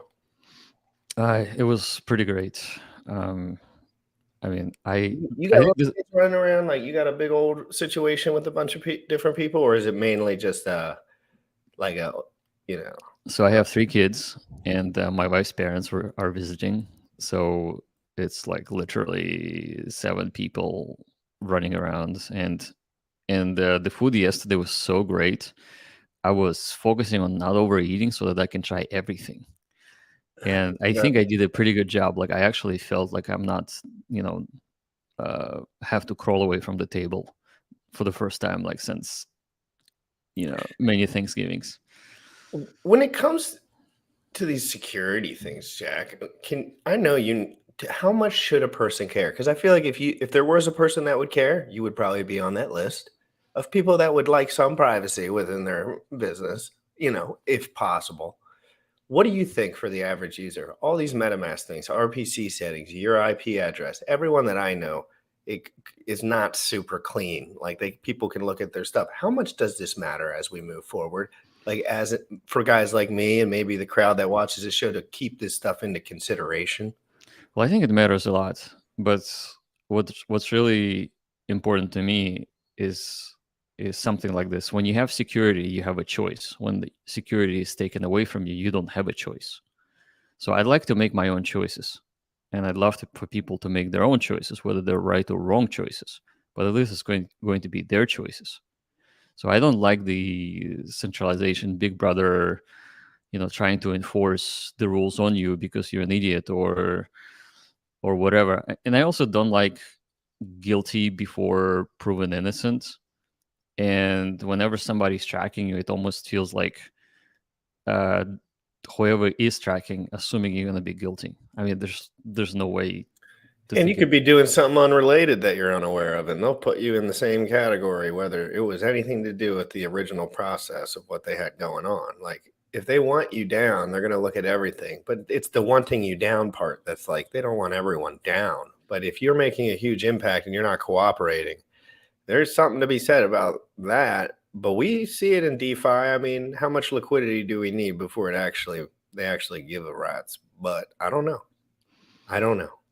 Yeah. But is Bitcoin centralized garbage? Well, it's financially centralized, meaning that whoever has, the golden rule applies. Whoever has the gold makes the rules. And who has the most gold? That would be U.S. government, because they can print their gold en masse. It's funny. They can actually pump their own bags that they have the most assets of, probably, because they can pick and choose when it goes on. I mean, think about it. In an open market, if you can print the currency, then you can buy the Bitcoin and you can acquire the most Bitcoin you can. And then you will end up manipulating the market just by printing the dollars, buying off an asset, and then saying, okay, we're in control of the asset. We call that the most efficient business model in the world, that you're printing out free money and everyone else is suffering but you. Like it's literally like the unemployment wave that we're going to see in the United States is going to be wild. They're pinching everyone out, man. I don't have to be a genius to see how it works. Like people are banking for the Fed rate to just adjust, like still on the upside, and then they think there's some relief there. And I don't see that happening. What do you see with the macro moving forward? Whether or not you care all that much, I think it differs. But like, if you were actually to guess, like, how long could a crypto bear market actually be? I think it's actually going to be potentially shorter than we think. And the reason is that, first of all, the truth about inflation is not due to the fact that the federal government is incompetent. That is a popular story everybody wants everybody to believe because it's us against them mentality, and it's very, sexy and good to talk about. But the reality of the situation, the way that I see it, and I don't think I'm wrong, I think what happened is that the worldwide shutdown caused disruptions in the supply chains that actually drove inflation higher. So, like, specifically, remember how the cars were very expensive? Like, why is that? Well, it's because everybody was sitting at home and watching TVs and buying consumer electronics. So a lot of factories around the world repurposed themselves to making chips for the consumer electronics and not cars. And so the car inflation, cars costing more, has nothing to do with the dollars being devalued. It has everything to do with the supply chain disruption and actually repurposing of a machine that worked in one direction or one mode that got switched to a different mode to accommodate the demand. So whenever you have a demand shock or a supply shock, you have all kinds of issues. And specifically, the printing money thing definitely did help because it kept a lot of companies afloat. Now, the rapid reduction of the money supply, it's happening as fast as they printed the trillions. And so I'm thinking is that potentially this whole macro thing is going to blow out much faster than we think. It's not going to be a prolonged situation. So like we already see inflation is dropping. And if we look at the oil price, let's look at the oil price. What is the oil worth now? I think it's less than. So what do you look at when you look at that? What are you bouncing that off of? That price, like what are the key major factors? Energy, oil, and so go to oilprice.com. Okay. Some sort of fly attacking me. Don't worry, I have a super fast computer now, so there's nothing to worry about. Nice. Here we go. Oh, we gotta sign up. Just kidding. Get out of here. Yeah, so and then maybe if you can somehow blow up that chart. So oil is what, $70 something? Maybe you can click on the VTI, WTI. Yeah, click on WTI. It's on the left side, or maybe click on that chart. Yeah, click there. Now let's find an oil chart. The first one. Well, maybe my computer's not as fast as I thought.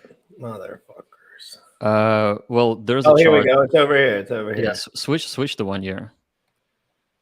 Oh my God! Shut up. Switch to 1 year. Here we go. Yeah. All right.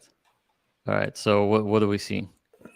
So we see up and to the right about until June 22, July 22, right in between there.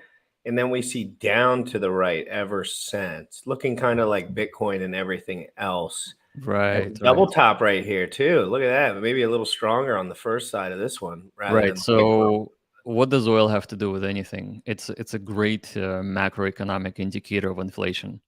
So inflation is when obviously the demand is so huge, and everybody's buying oil, and you can see it stopping out in summer, and then right after summer, it's starting to drop. And so oil at $76, which is today, compared to 120, is a huge difference in terms of inflation numbers that they show. And so if oil drops to below 60, then the inflation will, like CPI, will actually look really good, and PPI numbers too. It will look good, and it will give the Fed the reason not to raise the rates anymore, which will cause the stock market and all of the assets to go back up. Now, oil is the leading. So you're going to wait for a trend reversal here as one of your indicators? Yes, I think oil will react sooner than anything. Because in it's a terms. raw, on the ground, fundamental one. Yeah, so it's actually one of those fundamental things. It's the source of energy that drives the world, and we clearly see a peak of inflation between, I guess, March, April, May, and June, and then we see oil is actually front running all of the costs of money. So when the money is more expensive, the economy slows down. There's less demand on oil because there's less things to move around, and so oil is always there. You cannot buy spot oil. You can only buy futures of oil. So it always will predict the future of the situation of the world. And so when oil hits 65, 60, I would say that is the time to pretty much get into all of the riskier assets like crypto. Where do you see Bitcoin looking around, like a bottom ish? I mean, I know we all know that we could see a dump from all of some entity at this point. They're all playing Mr. I got the most. Like, Well, I think the dumps should be ignored. I mean, you can definitely make good money just by setting limit orders. So they should be set at, I would say, 15,000, 14,000, 13,000, yeah, 12,000, 11,000, 10,000. I mean, there's no limit. I mean, think of it as a DCA with just limit orders stacked. And so your execution price should it dumps to 10,000, it's going to be around 12.5 maybe from this point, because we're trading at like 15 something. But I'm really excited about Ethereum because Ethereum is not dumping as much as Bitcoin at all. And if you look at the Ethereum to Bitcoin chart, it's actually been moving higher. You want to look at Bitcoin to Ethereum chart? I think it's looking very sexy. Like you're gonna have to express BTC in ETH, so you can probably go on TradingView and see it there.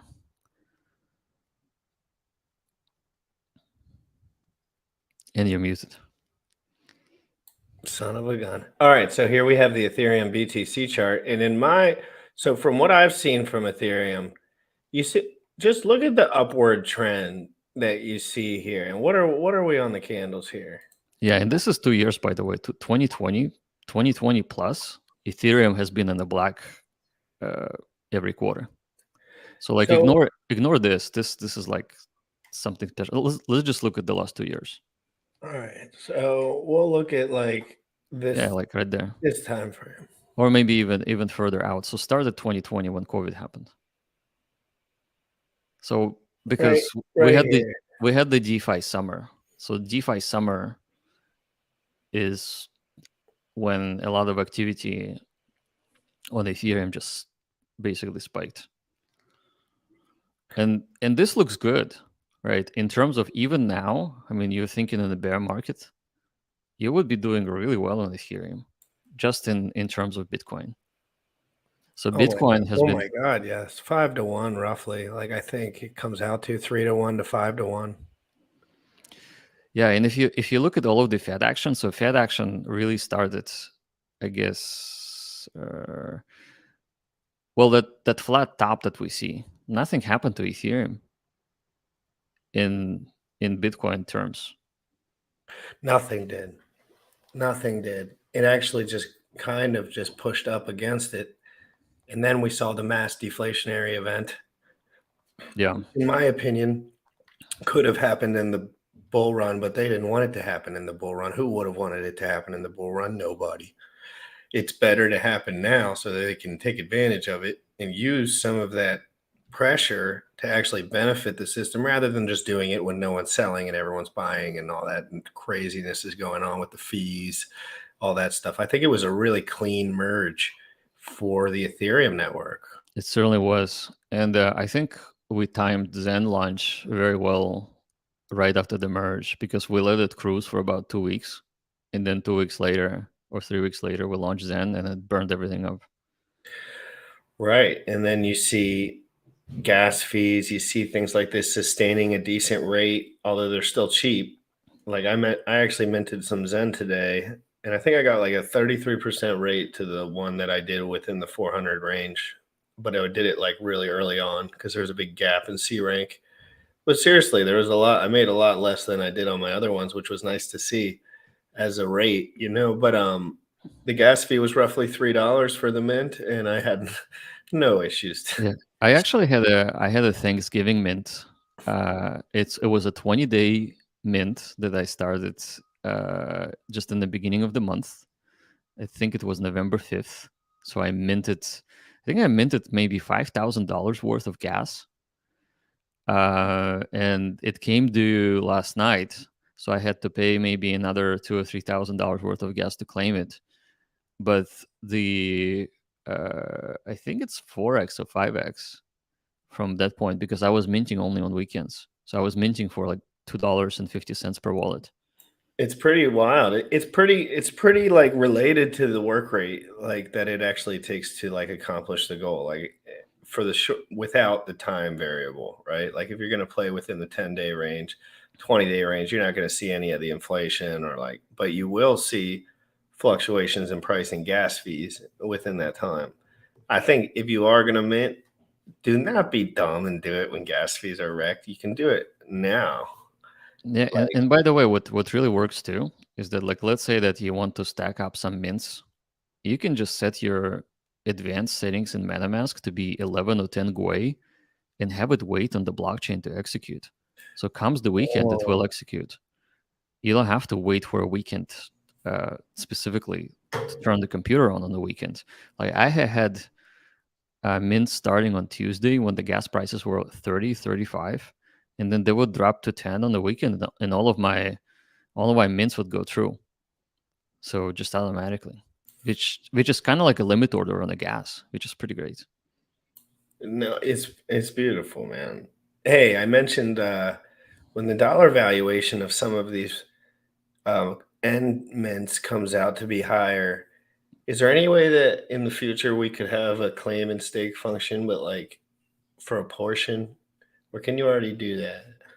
For a portion? Yeah, like let's say it's like 40 grand comes out or something, right? And let's say it's like in like 800 days or something.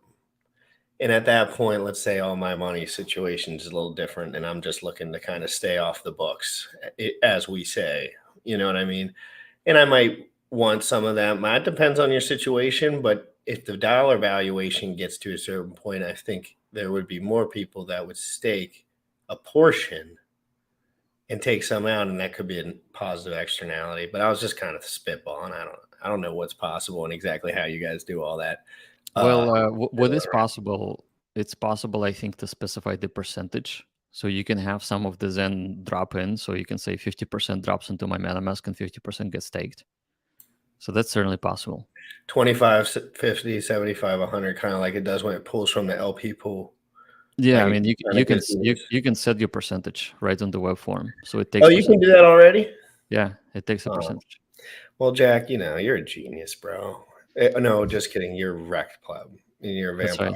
That's me. And you're a vampire, a real life vampire. I heard. That's right. I am 135 years old at least.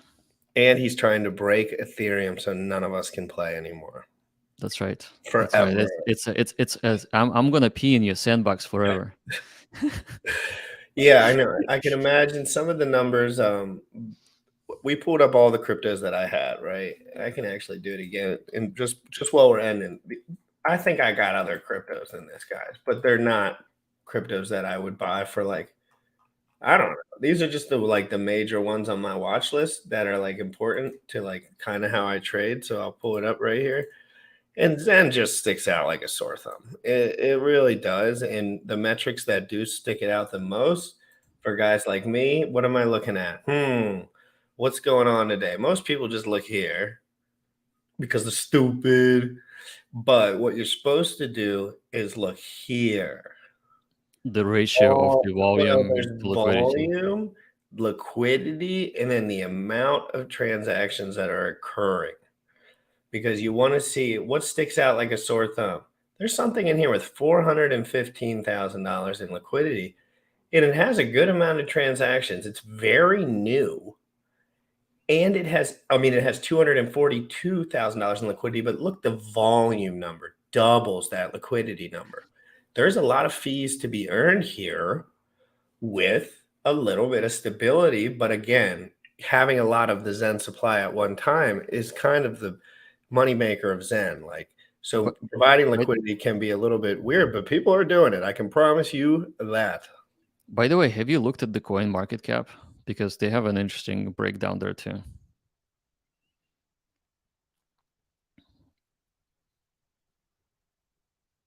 Yeah, in there. Dude, you're using Bing. Look at that. They have you. The Matrix has you. Bing Dude, search I engine. just got this computer, so I haven't done anything. I don't know how. I need protection. Ew. You need Oh like God! to. Oh no, guys! I'm going to get a credit card and bring it back. You need to like What sanitize do it I need right to away. buy? Just tell me. I'm just gonna buy it. Is it a Dude, MacBook? don't you Having get extra so computers is cool. if you want an extra computer that's actually faster than a MacBook, just get a Mac Mini. And you're streaming and stuff right now? I am streaming right now, but mine is Mac Studio. It's a little bit more powerful because I want to do more like compute stuff Well, there. I would rather spend the money and just get a 2-year warranty because in 2 years, I'm going to have $100 billion. No, I'm kidding. Yeah, listen, I think you're gonna be safer on the Mac, like for sure. Like I got the of 2-year warranty, which they ripped me on, bro. They yeah, ripped me. It was like a quarter of the price of the computer. dude, just return it. Get a Mac. Fine. I hate my life. Okay, bye-bye. I'm Okay, just kidding. Just so kidding. What are we looking at? You said to read something. click on markets. So where it says Right here? overview, no, lower. Whoops. Lower where it says overview, right above the Zen crypto to USD. Zen crypto to USD. Yeah, you were there. Yeah, click markets. Okay, so let's look at the volume here too. So sort by volume, maybe volume in dollars.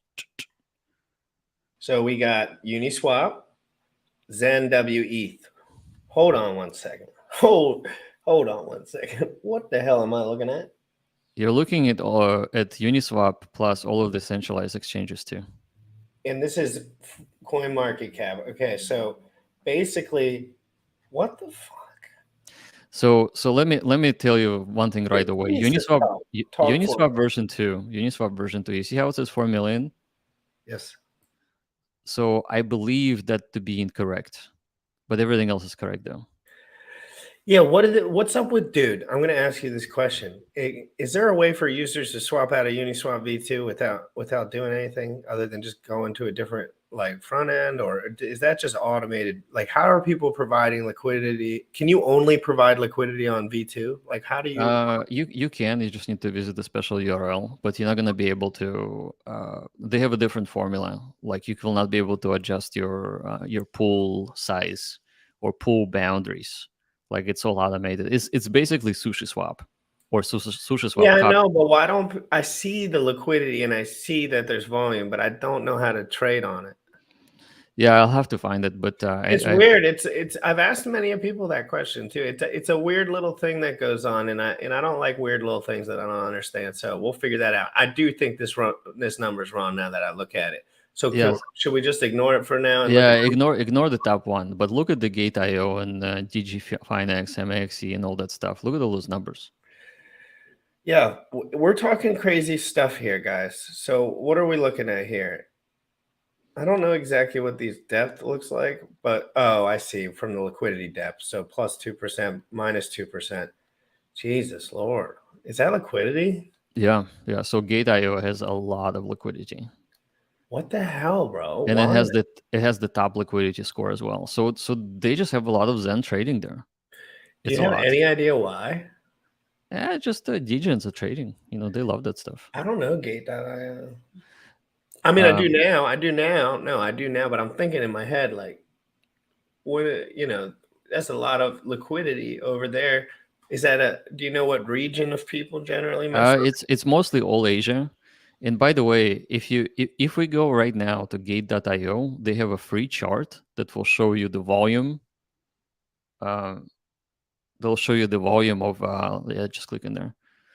And then go to just get rid of it. Oh, Gate.us. Maybe click on prices.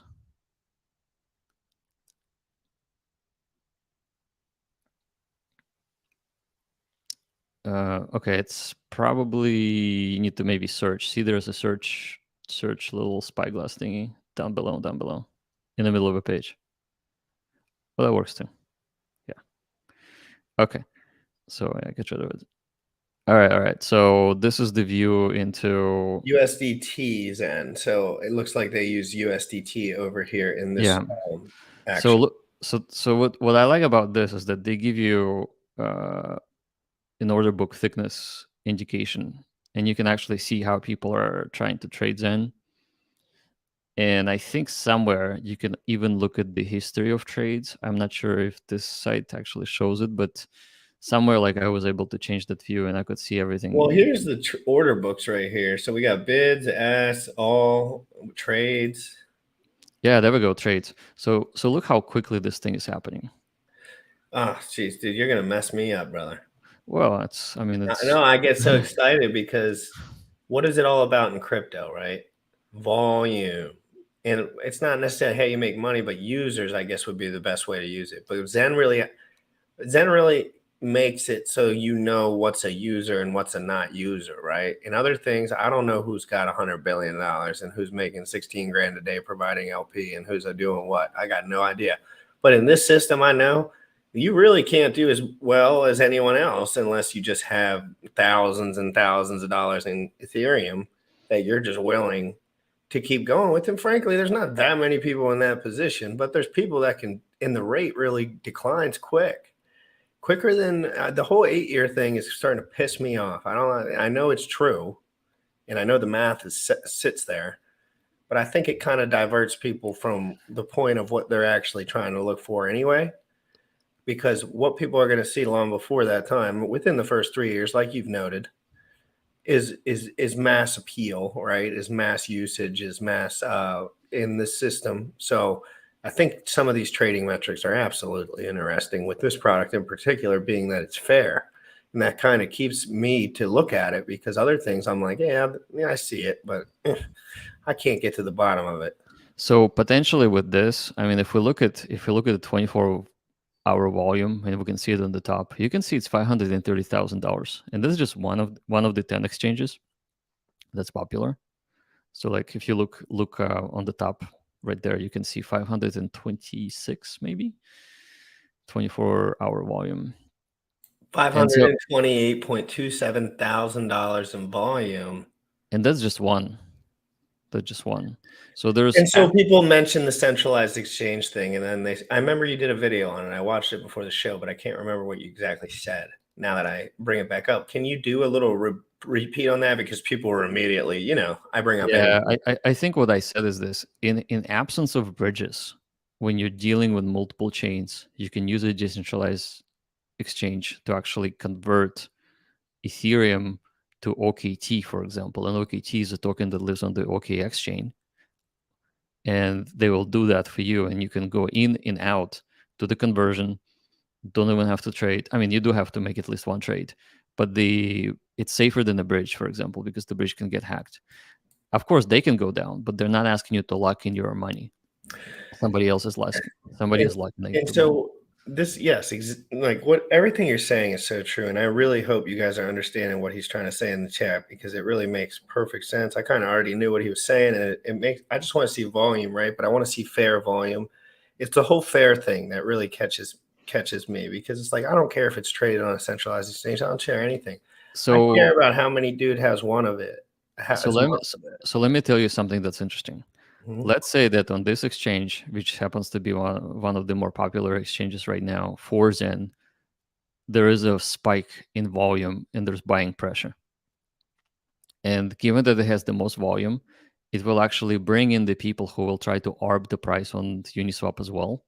So Uniswap price will follow, because people will be buying it on Uniswap and selling it on Gate.io, because Gate.io will have more buyers. And it's because of fees, guys, too, and instant access. So like, one thing that you notice if you do a lot of all-chain bridging, if you do a lot of going on MEXC or Gate.io or whatever you use, is that this fee structure is different. So yes, you are paying $1 in, $1 out, let's say, but that can be explosively different when you're making trades all day, like some of these guys are.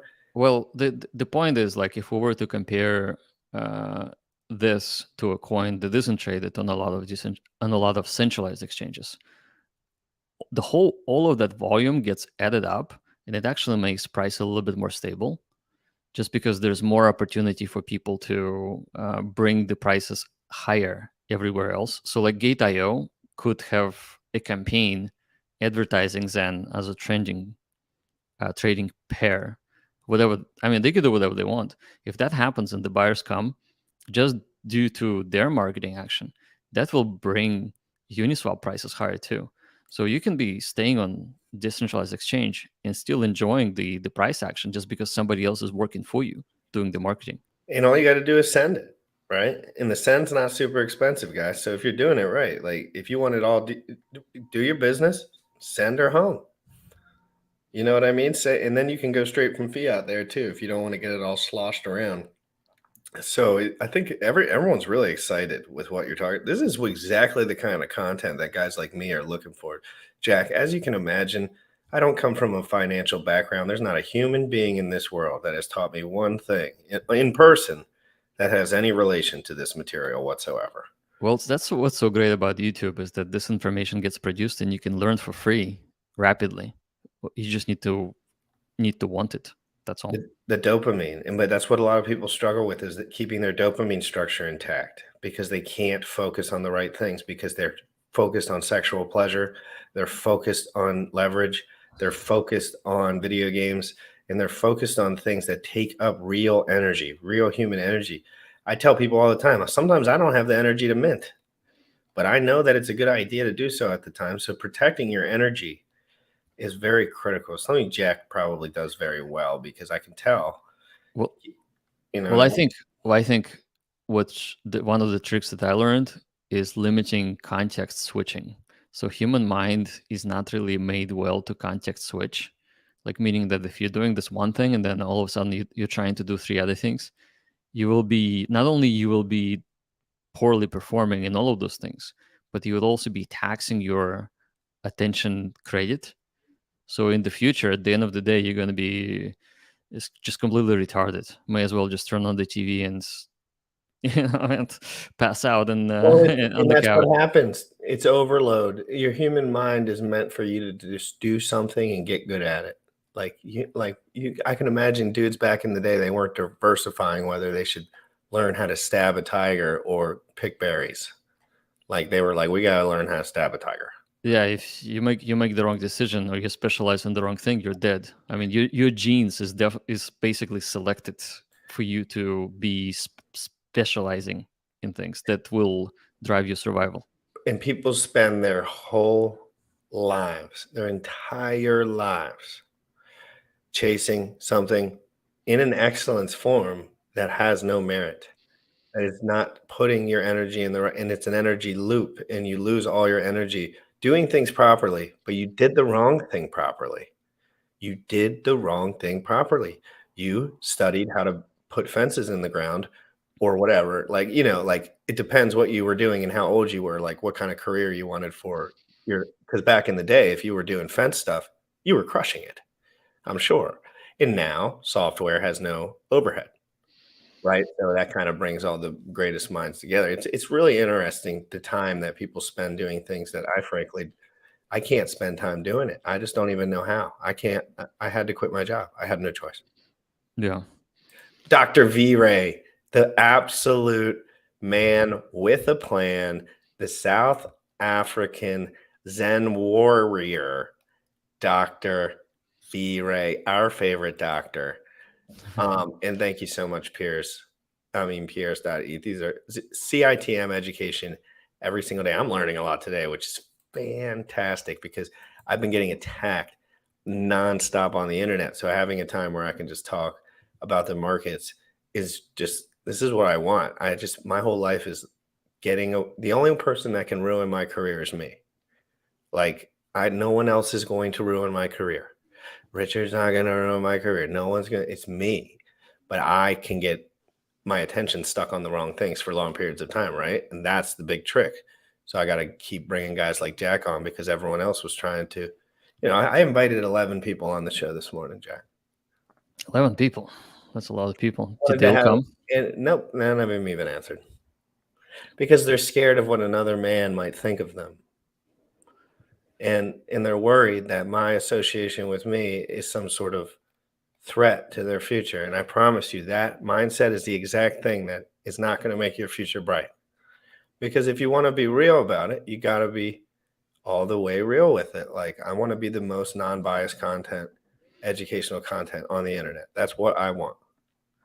And that's what I'm going for. But not everyone else is. Everyone has different goals. But like, if Jack was like, oh, I don't think unbiased content is that important right now, people just, I would be like, well, Jack, tough noodles. Like, what am I supposed to do?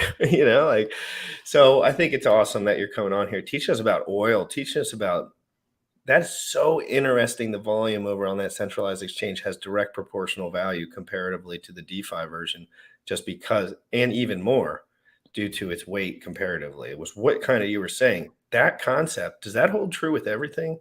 And how does other things get traded? Like, why doesn't some things get traded over there? Do you know those answers?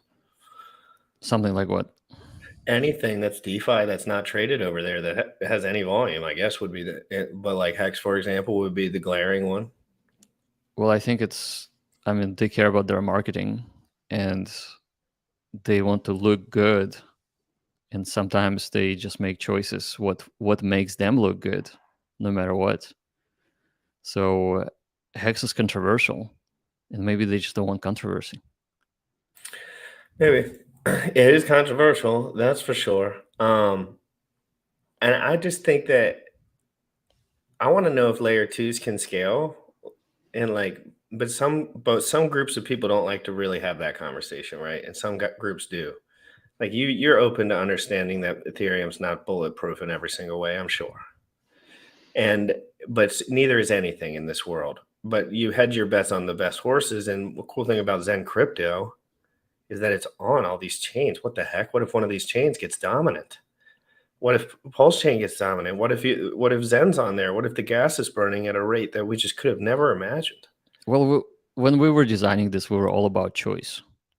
So people should have an abundance of choice, and they can choose their destiny on Phantom, Binance, Polygon, or Ethereum.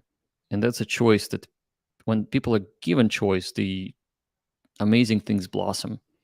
People create interesting things. And we just wanted to have all of the creators engaged, no matter what the chain is. Yes. And my last question is, what innovative things do you think Zen brings? Whether that's distribution, whether that's the way that people understand it, like, in your opinion, like, what things did Zen kind of make better that you didn't see already in the space? And I have plenty that I could mention, like in my head. And I just want to know, like, what things do you think are better now with this option than you really had with the space at the time before Zen? Well, it's difficult to say. It's only been like 45 days or 50 days. But I think it brings back, it sets clock back to the Bitcoin's innovation when Bitcoin came out. It brought in the decentralization message to the masses.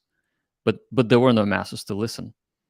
Now the market is relatively large, even at 5% of the human population dabbling in crypto.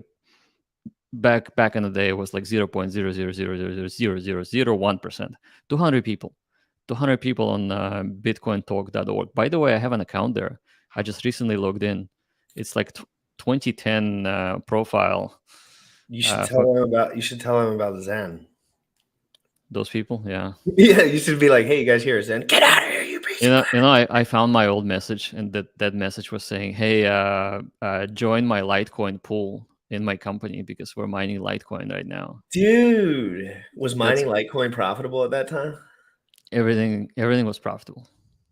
That's lit. I had an office that I was renting from a kind of like office company building, and they were giving me free electricity. It was part of the rent. And so I got those ASIC miners and a bunch of video cards, and we didn't have to turn on the air conditioning or the heater just because everything was warm. And a month or 2 months later, they're like, "Hey guys, we're getting bills that are like over $20,000 per month in electricity. What are you doing?" I'm like, "Oh, we're just doing some research, cryptography." Were they renting space on the building? we were renting space from the owner, and they gave us free electricity. Oh, they were just like, oh, it's probably negligible comparatively. Well, they were making a lot of money on all of the renters, but we were consuming 30% of electricity from the whole building. And there were That's maybe called kimchi arb where I'm from, but that's in-office arb. in-office arb. Yeah, those things were running for years, those ASICs, and they were mining Bitcoin, and we were doing Litecoin and just everything. And we were running the pools so people could come in and You're a crypto noob, bro. Dude, Jack is a crypto noob. Okay, I know more about the blockchain than Jack, and he's a vampire. So nothing that he says is financial advice. But I'm gonna go. Those ideas are great, man. I can't. All the ARB opportunities over the years. You know, the ARB opportunity I see the most now is I see young men rolling up to my house with Teslas for Uber. And I ask him, I'm like, you ain't making that much money. Why you got a Tesla? He's like, because I arb the gas and then it breaks even for the weekly rental. And now I have a nice car. Right. And I'm like, wow, great. Thank you, Elon, because now everyone picks me up in a beautiful Tesla rather than whatever other car they had before. You know, I used to have a Lambo before I blew it up. You blew up a Lambo? Yeah, it was my racing Lambo. Have you really raced a Lambo before? No, it was my first one. Like, do you like cars and stuff? Yeah, I like cars. All you Silicon Valley vampires are the same, man. All they care about is money. You know that? No, I'm just kidding. But listen, check this out. Yeah. I signed up for Uber, and I was very strongly considering Ubering people in my Lambo.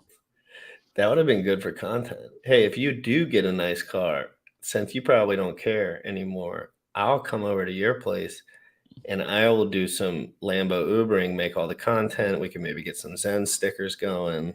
It would be fun.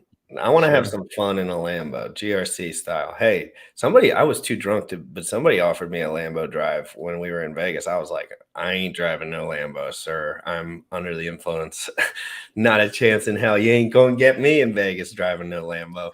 Lambos are awesome, and you can get one relatively inexpensively. Like, you would think it's $400,000 to $500,000. You can actually get a cheap one, the Hurricane, for $200,000, and it's going to be a rear wheel drive, but it's going to be purebred Lambo, orange, just everything we love about Lambos, and it's actually not even going to be that expensive. And you can buy it with Bitcoin.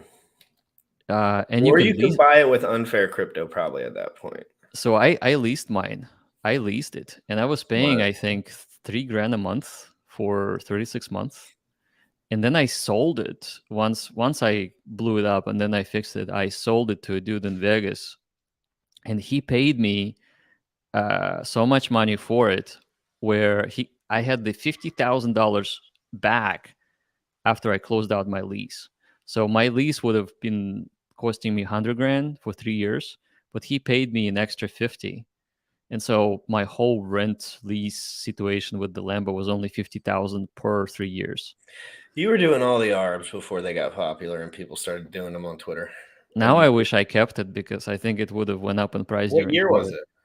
It was just before COVID. It was like it was 2017 Lambo. It was when the Hurricanes came out. So Hurricanes is like one of those, like the non-Aventador style. Dude, let's bring up an orange Lambo right now. I want to look at it. Okay. Well, what year?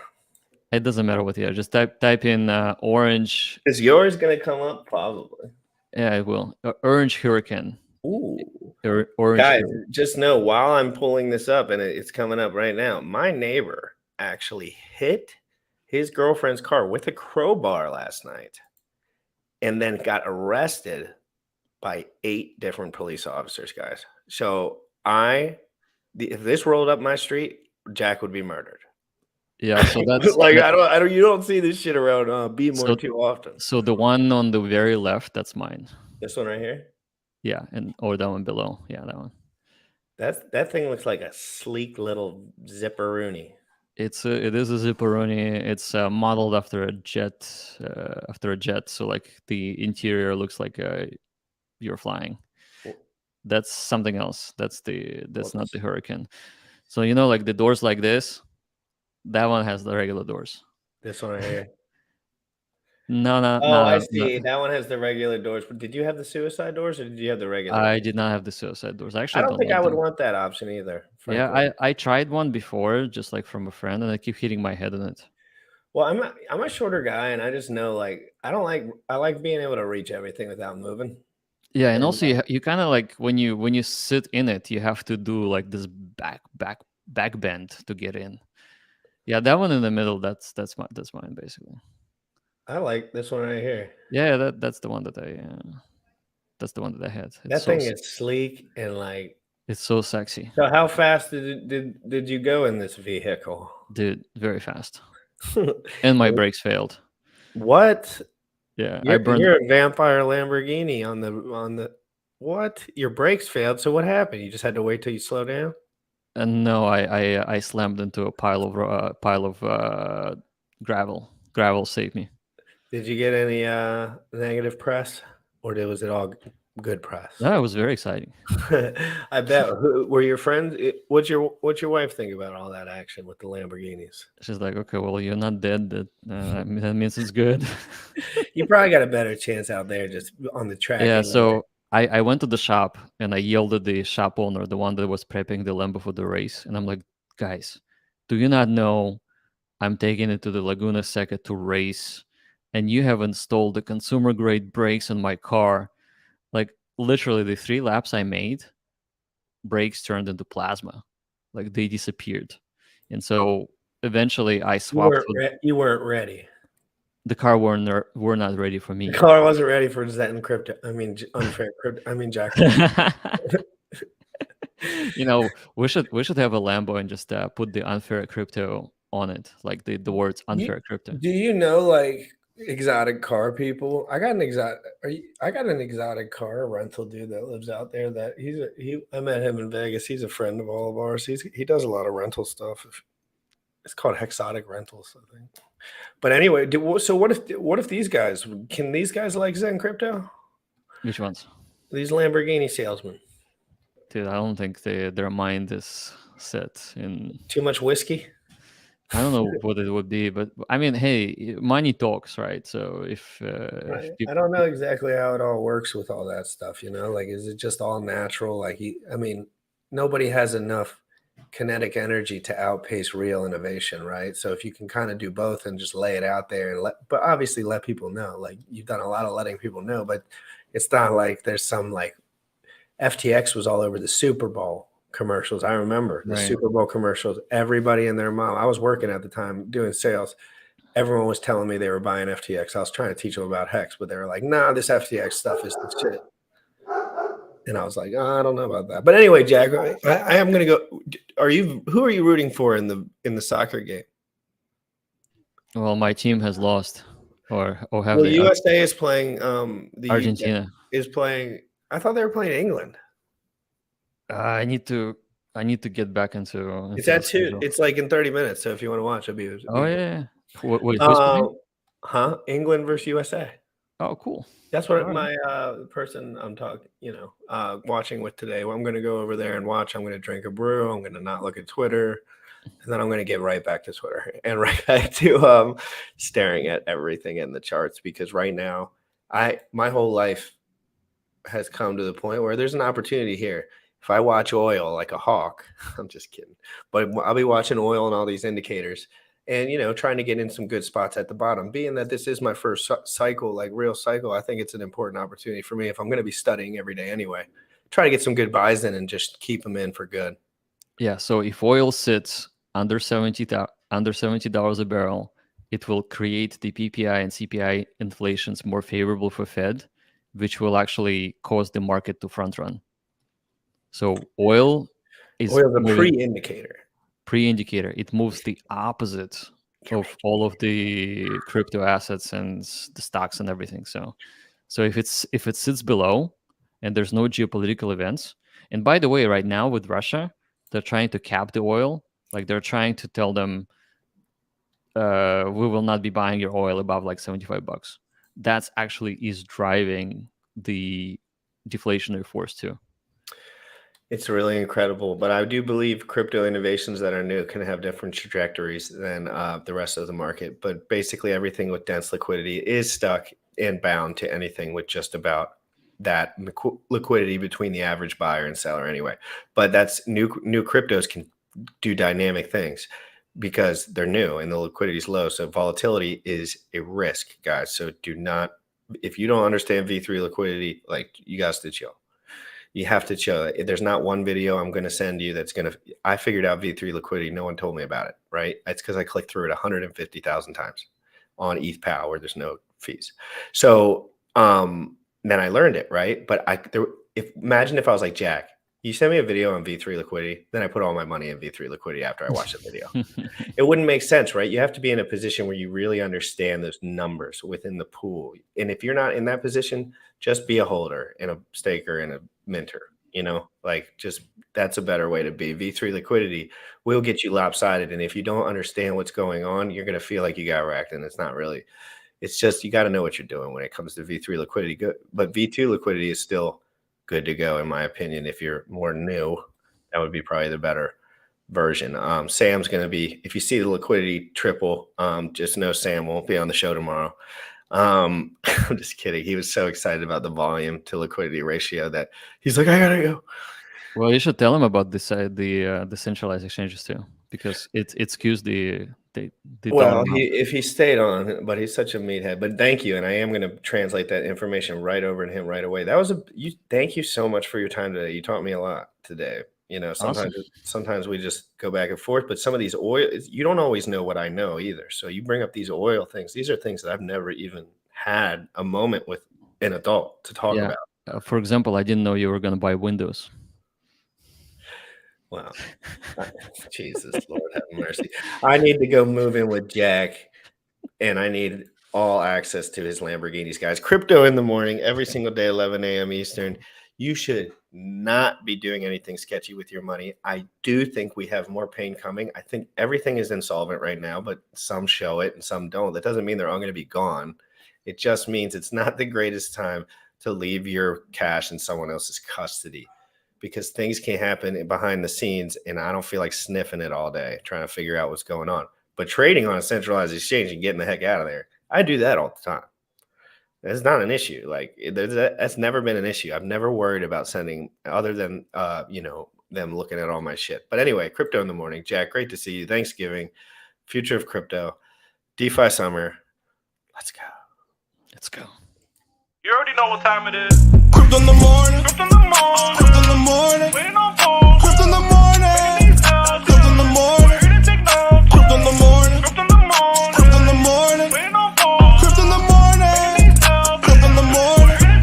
Smoking a blunt on my way to the gym. 11 a.m. I'm already tuned in. Got me some hacks and I'm making a stake. Got me some heads on, I'm making it rain. Pay me some maxi and that's just in case. Jim Reddit sent me to show you the way. Crypto in the morning.